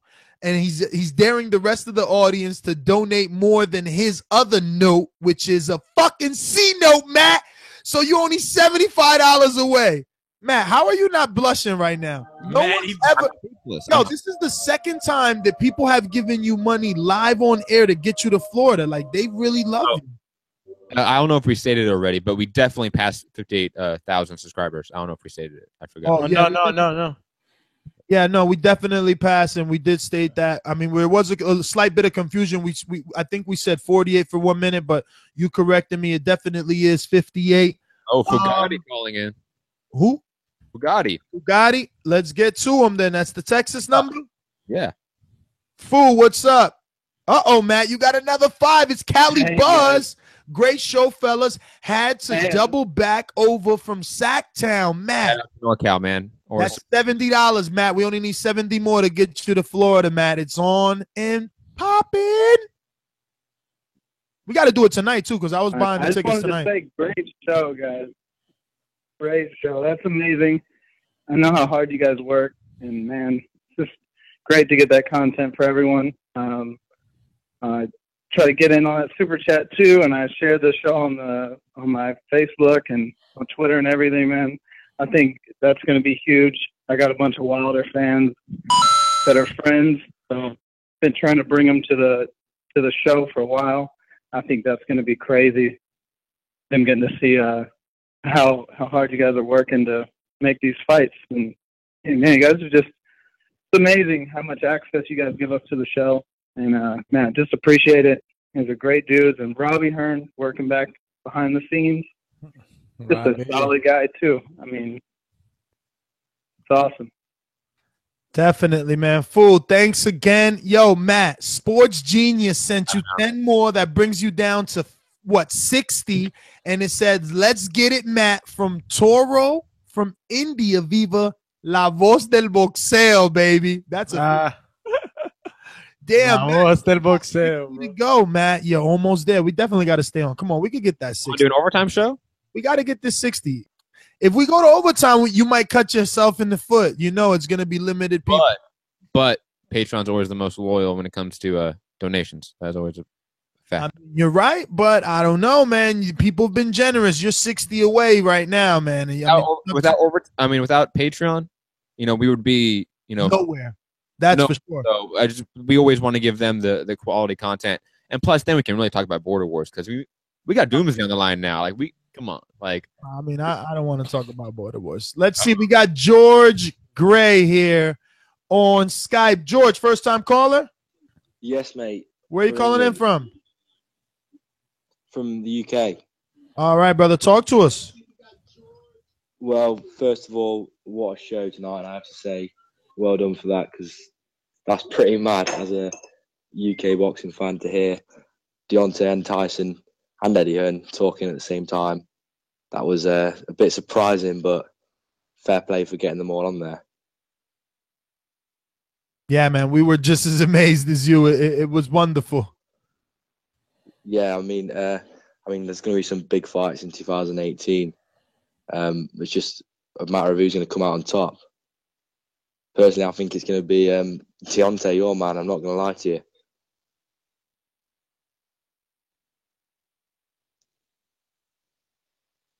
Come again? I said, I think out of all of them, I think Deontay might get the best in 2018. I think he might come out on top. Oh yeah, well I'm definitely of that mindset. I don't know about the rest of the hosts, but definitely not the audience. AJ seems to be that favorite. Yeah, I mean, I've got a lot of friends in the UK who idolize AJ, but if you look at his fights, I mean, he gasses so easily. And yeah, he's a big puncher, but Deontay's a big puncher, and he seems to have the stamina of almost like a middleweight. The way he can just keep going, and he's so fast, and I'm not sure. I think if anyone's going to beat him, it's going to be Tyson, not AJ. Yeah, that's the boxing match right there, because it's going to be the battle of the jabs, positioning, things like that. And also Tyson has good footwork. He's more of a mover. But I hear you, man. I'm going to switch to some other people, but thank you for calling in, George. Yeah, AJ, he's kind of like a target. He's there. He's always got to be set. He's going to get hit with the jab just like everyone else. He's going to be forced to block. But, Matt, man, we're at 60, bro. But I hear you. I'm going to take your advice because ever since you've come on, you've given good advice. So we'll continue to take that. It says Eddie. We went to Eddie. We got 678. I think that's Milkman, right? No, that's not Milkman's number. No? That's the same area code, but not the number. Atlanta, first-time caller. Yo, what's happening? This is Joseph Otis from Atlanta, Georgia. Joseph, what's going on? Welcome to the show. You can hear you guys. I wanted to let me see if I could turn down this speaker. Sorry about that. But yeah, I wanted to touch on the fight. Deontay Wilder, I'm a fan of his. Been a fan for a while. I saw him coming up, and for me being an athlete, it was actually good to see the athleticism in the ring. I thought the opponent was garbage, and it makes for me the WBC look bad because that fight should have never happened. Two, it was kind of exciting to see, his intensity, but when it comes to Deontay Wilder as a boxer, I don't think he's better than AJ. I don't think he'll beat AJ. And when it comes to him calling out AJ, being that I followed Deontay Wilder for so long, it's kind of, for me, it's disingenuous because he wasn't carrying that same intensity when it came to Klitschko. How long has he been the WBC champ? He was scared to fight Shannon Briggs. He was scared to fight, King Kong Ortiz, in my opinion, and until he was on Deontay's, until he was AJ's mandatory, and now that there's nobody else to fight. Now he's kicking up a storm and saying, he's been left out. But I've been watching him a long time, and real recognizes real. And he wasn't calling these guys out. He had a long time to try to unify, just like AJ has had an opportunity. He had an opportunity. He just didn't take advantage of it. And AJ took advantage of it, and he's the champ for a reason. He's the unified champ for a reason. So I know that's a little different than how y'all feel, but again, coming from an athlete, someone that's been following AJ and following Deontay Wilder for a long time, it's kind of, I don't like seeing him, kicking up a storm about saying that all these guys are scared of him. Nobody's scared of Deontay. Deontay ain't been calling nobody out. He ain't been doing nothing. He don't want to fight nobody. He don't want to fight Dylan White. So sit back, wait his turn, wait until AJ is ready, and then we'll have a fight. Until then, I enjoy seeing AJ fight everybody as they put in front of him. All right. Well, thanks for calling in, my friend. Matt. Yes. What are you telling? We're going to overtime to get this last 60? Yep, that's what it looks like. Well, let's do it. I want to thank everyone that called in. Final thoughts are these. Forget the show. Forget everything. You guys are amazing. Because of you, this episode is as big as it was. Because of you, Matt will probably be going to Florida. Because of you guys, we're here every day. Kevin Costner said it best. If you build it, they will come. You guys continue to come out for us. And, I just want to say stick around for the ride. It's not over. We're going to have that studio. And, man, I would really die twice and add tears on top of that if Wilder and Joshua started wrestling on our studio set, Matt. It can happen. We can get that. We can get your mic is going. We can instigate it. Oh yeah. Oh yeah. We know the questions. Listen. I don't want to pat myself on the back here. But I said in my interview, it's out there. I said, why don't you just Clubber Lane him? And he's Clubber Laning him. Absolutely. He is. Dude, look at that fur coat. That was one. Dude, we didn't even address that on Sunday. His coat was fly as fuck. No, I put it all in this thumbnail though because that coat. He had something. He had the McGregor. No, that's actually not the McGregor. It's the Frank Lucas, baby. Oh, true. That's when Denzel went to the fight. You know what I'm saying? Big name athletes in the NFL are tweeting about this fight. Like Odell Beckham. Odell Beckham, one of the biggest sporting figures in the world, is tweeting about Anthony Joshua versus Deontay Wilder needing to happen now. Uh-oh. Listen, we got another Atlanta caller. Is that one? That's Milkman. That is Milkman. Milkman, I'm gonna let you in here. I wonder if you've been listening from the very beginning in traffic somewhere. Let's see. I told y'all a long time ago. Kirkland will go down 3 rounds. Next, I got milk, baby. Fellas, it's the milkman. I'm sad to say I did not come in at the beginning, man. I came in on the tail end. I don't even know really what the show is about, man. Oh, man, you need What to have I just missed? hang up and rewind. Just hang up and rewind. You can do it on YouTube. Do it now. Do it now. I'm going to let you go. We about to get out of here, bro. Milkman, you know we love you. We out of here. Listen, I am your host, Nestor Gibbs. Find me on Instagram and Twitter. Uh-oh, Matt. Somebody just gave you $1. Now we only need 59 more. You're almost there. Lewis Coleman, shout out to you, brother. Every dollar counts. We get thousands of views. Think about this. There's 600 of you watching right now concurrently. Yeah. All we need is 60 of you to send $1. Yeah, $1. That's it. Like if every person that listened just gave $1, Matt wouldn't need to ask anybody to go anywhere because we'd be flying to every camp. We'd be in Joshua's camp right now. Like, yo, why you ain't answer Eddie call when we had Wilder and Shelly Finkel on the phone, though? Word up. We'll just knock on his door. He still live with his mom. Word up. Hey, Jay, what up? Yo, and I know his address from the documentary, so we in there like swimwear. I'll just hit up my man Alexander Bully on Skype, like, yo, Bully, let's go. Know what I'm saying? AJ, he gonna meet me out there. Oh, Voss Horse coming through with the 20 spot for Matt. Like, yo, that brings you down to what? We were at 59, so minus 20. 39, Matt. Oh my God, Matt, you're almost there. You're almost there. For less than an eighth of weed, I can get to Florida. Oh, Lewis gave you another $1. He made it even. Lewis, oh my God, $2. Lewis, you are the man. Shout out to Lou. Shout out to Big Nick. Shout out to VA Horse. Shout out to Jose. Shout out to Eric Cruz with another $5 spot. Holy shit, Matt. You Eric are Cruz is- now. Oh my God, I'm getting a phone call. Hold on. Al Heyman, man. Al Heyman's like, yo, come on, cut the show. Like, we need to talk. It's business. See, it is Al Heyman. Look, he even took the call. Cut West is in there. Oh my God. Cut West with the $5. The soundbite. Shout out to Cut West. Maybe, I mean, this was an important call, obviously, for Ness. I mean, he had to take it. Maybe it was Deontay Wilder. I don't know. Maybe it's the network's calling. Cass sending in another $20. Dang, Kaz ain't playing.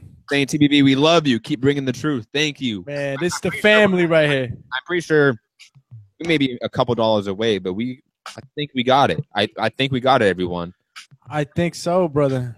I mean, Man. I'm not a math major, but They want to see those Maddie Be Good questions going on down in Florida, man. again, I'm speechless. Like, I'm a 22-year-old kid. And for all the Spanish speaking, And I'm a 22-year-old kid that dropped out of college to take this job and be in media, be in boxing media, and do this. And it's because of everyone listening, everyone that's donating, everyone on Patreon. It's everyone that hits that like button, everyone that hits that share button. It's the reason I'm here. It's the reason Doomy's here. It's the reason Ness is here. You know, this is huge. And I just want to say thank you from the bottom of my heart. I mean, no words can truly describe how awesome you guys are, the fans, the listeners of the show. There's a reason we say TBV fan. For the people, by the people. Oh, we have a new caller, and I know Ness is busy. Another Atlanta number. I'm gonna go to you, Atlanta. If you're not first time caller, I apologize, but first time caller, Atlanta. We got him or no? 678 going once. Oh, so sad. You know, for all our Spanish audiences and all the audience, any part of our audience where it speaks mostly Spanish, don't worry. The interviews that we're going to be getting down at Regal's will be translated. So you'll definitely be able to look at those interviews from... Big Nick just sent in another €2 or pounds. Man, I'm pretty sure we're there. I mean, if you want to send more money in, of course. I mean, that's just... Big Nick. Wow. And I know Ness is busy talking to Al Heyman right now, you know.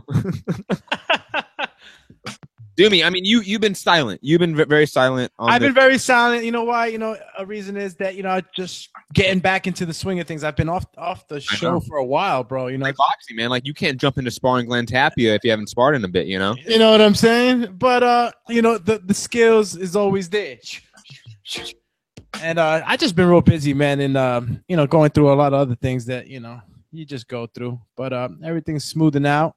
I'm just excited for this January thing on the 16th. And man, this show was just so awesome, bro. Yo. Organic things just popped out of nowhere. I was just like, what the just hell? gave you another $2, bro. No, we got like another $40 while you were talking on the phone. We got it. I think we got 400. Yo, let me tell you what just happened to me. I hope he calls in. Did he? Come on, call in though. You gotta call in. If you see that 347, call in. That was Eddie. He got me. He called me personally. Oh my God. And said, "Yo, why'd you mute me?" There he goes. We're gonna give Eddie more time. Eddie, before we give you more time, let me explain something because he doesn't listen. Just be prepared for someone that doesn't listen. Understand? He's like, yo, this is a call-in show. You're supposed to let me talk. Everyone gets 3 minutes. It's one round. Look, this is the sound of it. Starts and it ends with a bell. 3 minutes. And this particular show was a spontaneous show, meaning not our regularly scheduled show. And we had 3 interviews, very big. He said, yo, I don't care about Shelly Finkel and Eddie Hearn. I wanted to talk about the fight.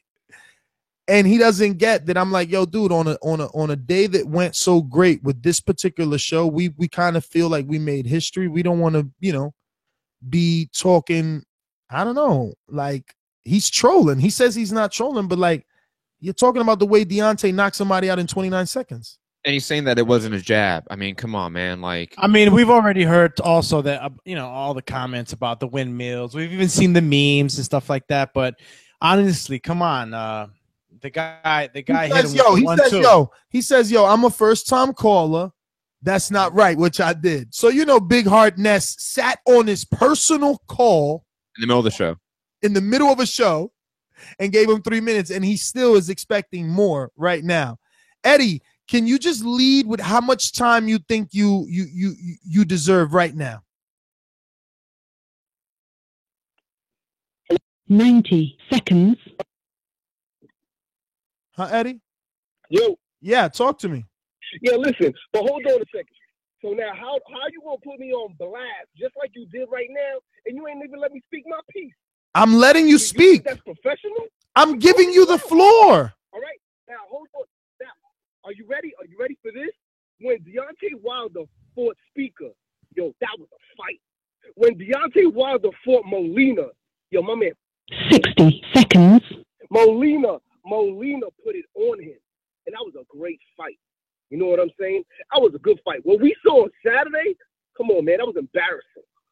Now, that was like Naseem Hamed on steroids. Now, you guys talk about that Anthony Joshua runs out of gas. Let me tell you something. Anthony Joshua went straight up against Klitschko. He brought the best in Klitschko. Yo, Klitschko, that's the fight that defined him. And let me tell you something, I'm a boxing fan. I'm a huge fight fan. You know what I'm saying? But like I said, I'll say it again. Name me one heavyweight champion who was a notorious puncher, who was, yo, the referee had to jump on his back. My man, what are you doing? So you're dissatisfied with the way he conducted himself, putting out Bermane Stiverne. Yo, listen, George Foreman was throwing some haymakers, but yo, I've never seen a heavyweight act like, yo, I don't want to see MMA.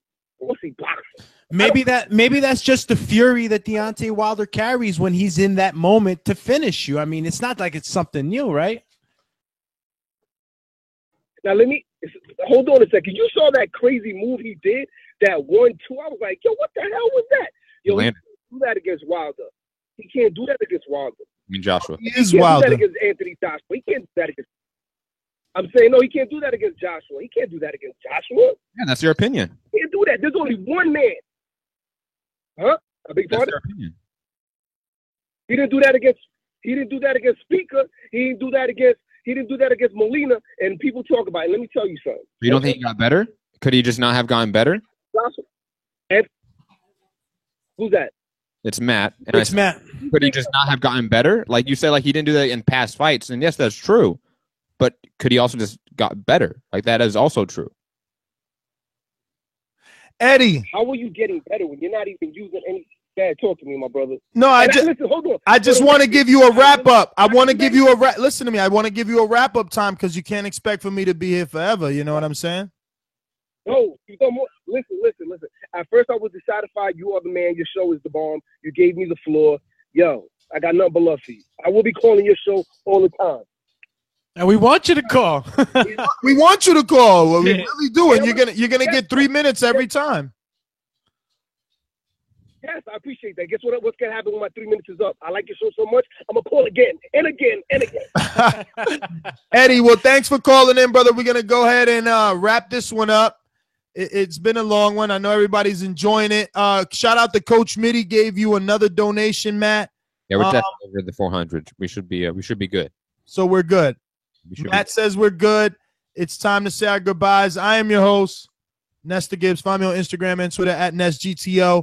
Make sure you join our Patreon at patreon.com/The Boxing Voice, because we're going to be vlogging in Miami, baby. You already know. Now that Matt's there, we got big old Doomsday over there. And, now we got to get a sponsor. I don't know. They gave me a Land Cruiser tomorrow. Toyota Land Cruiser for my other trip, but let's see what they give us for Miami. But yeah, man, check us out. Thank you to everyone that super chatted. Thank you to all our Patreons. Thank you to all our subscribers, everyone that's thumbs up, everyone that listens to the show, everyone that shared. We truly appreciate your support. You guys have been amazing today. It's been a great show. I'm just ecstatic, man. I'm going out on all time. I think I'm gonna eat some ice cream. I'm gonna eat something sweet. Yeah, I gotta eat something sweet. I mean, shit, it's a great day. I'm gonna have to have a shake. Doomsday, you have to make weight. Stop. Okay. No, today is cheat day. Today is cheat day, man. I'll go for a 5-mile run today. I am Matt the Hipster Hunter. You can find me at Mixed Combat News on Twitter, Matt Hunter TBV on Instagram, and my MMA podcast, Mixed Combat Radios, on Patreon, SoundCloud, YouTube, iTunes, etc. And again, thank you for everyone that donated. I mean, this job's a dream come true. I mean, I always say this. Like Ness, you said it. I'm happy every day I come to the office, so to speak. Yeah, man. And today, what a happy day. Wow, man. What I could tell you guys, I'm so glad that I was able to be a part of the show, that you guys reached out to me, even though I've been MIA. And what an organic show, something that just came out of just left, right, uppercut. You know what I'm saying? And to have these top names and awesome top promoters on here, all talking. I felt like I was at the couch with all these guys, just talking, you know what I mean? And to be able to bring that to our fans. I felt embarrassed to interrupt and tell them Tyson Fury was on. I'm like, guys, I know I don't belong in this room, but Tyson Fury's on. It was crazy, bro. That was amazing. It was amazing, man. So, looking forward to the fight actually happening. We don't know, right, how long AJ is going to take. He broke his nose or whatever. They want him training back in the spring. We're getting all these crazy dates of when it can happen. Let's see where this leads up to. You could catch me on Facebook. My name is Alexander Lainez on Facebook. You can catch me on IG, Alex_Doomsday_Lainez. And fairly new YouTube channel, Doomsday Chronicles, but still building on that. I'm not as fast as my fellow co-panelists. But, yeah. All right, brother. Well, thanks again, everybody. See you guys later. Peace.